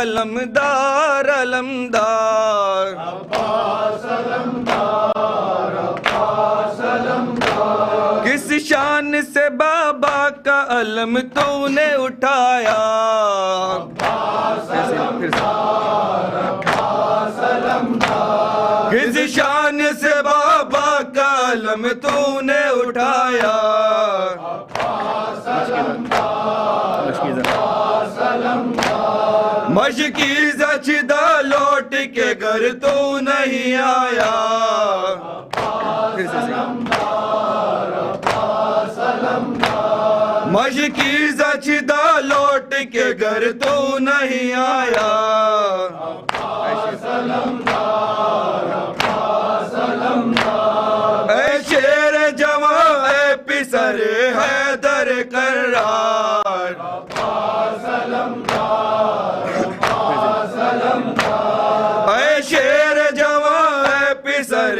حیدر کرار عباس علمدار عباس علمدار اے شیر جواں اے پسر حیدر کرار عباس علمدار عباس علمدار اب تک ہے زبانوں پہ علمدار علمدار عباس علمدار عباس علمدار بہنوں کی ردا چنتی ہے آ جاؤ اے بھائی عباس علمدار عباس علمدار بہنوں کی ردا چنتی ہے آ جاؤ اے بھائی عباس علمدار عباس علمدار تم کیا گئے کیا بھاگ گئے دریا کی طرح عباس علمدار عباس علمدار تم کیا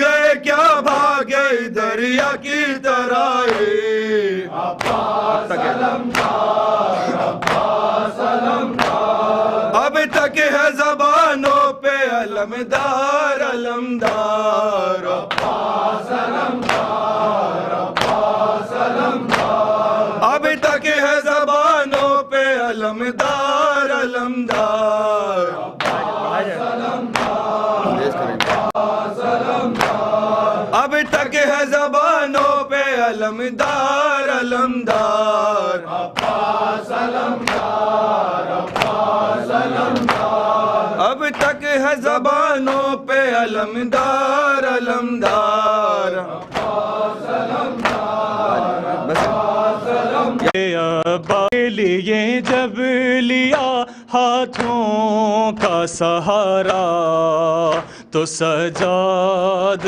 مسلح پہ ہمیشہ تجھے روئے سجاد مسلح پہ ہمیشہ تجھے روئے عباس تیرا حق ہے زمانہ تجھے روئے عباس تیرا حق ہے زمانہ تجھے روئے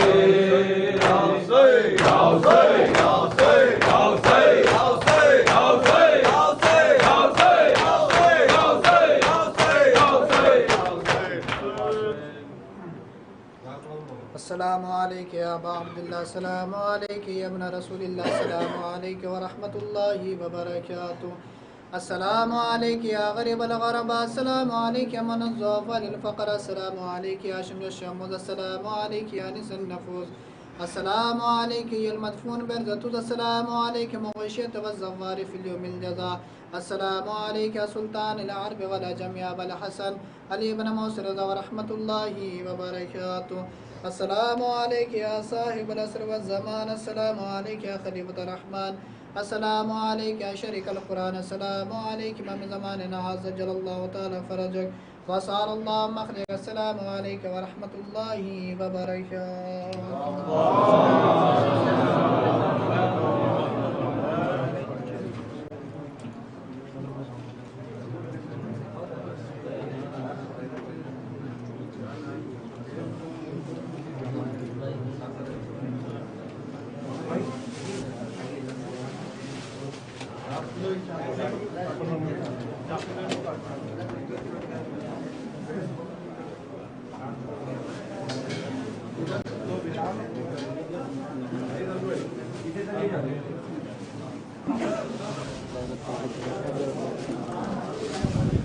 Gracias.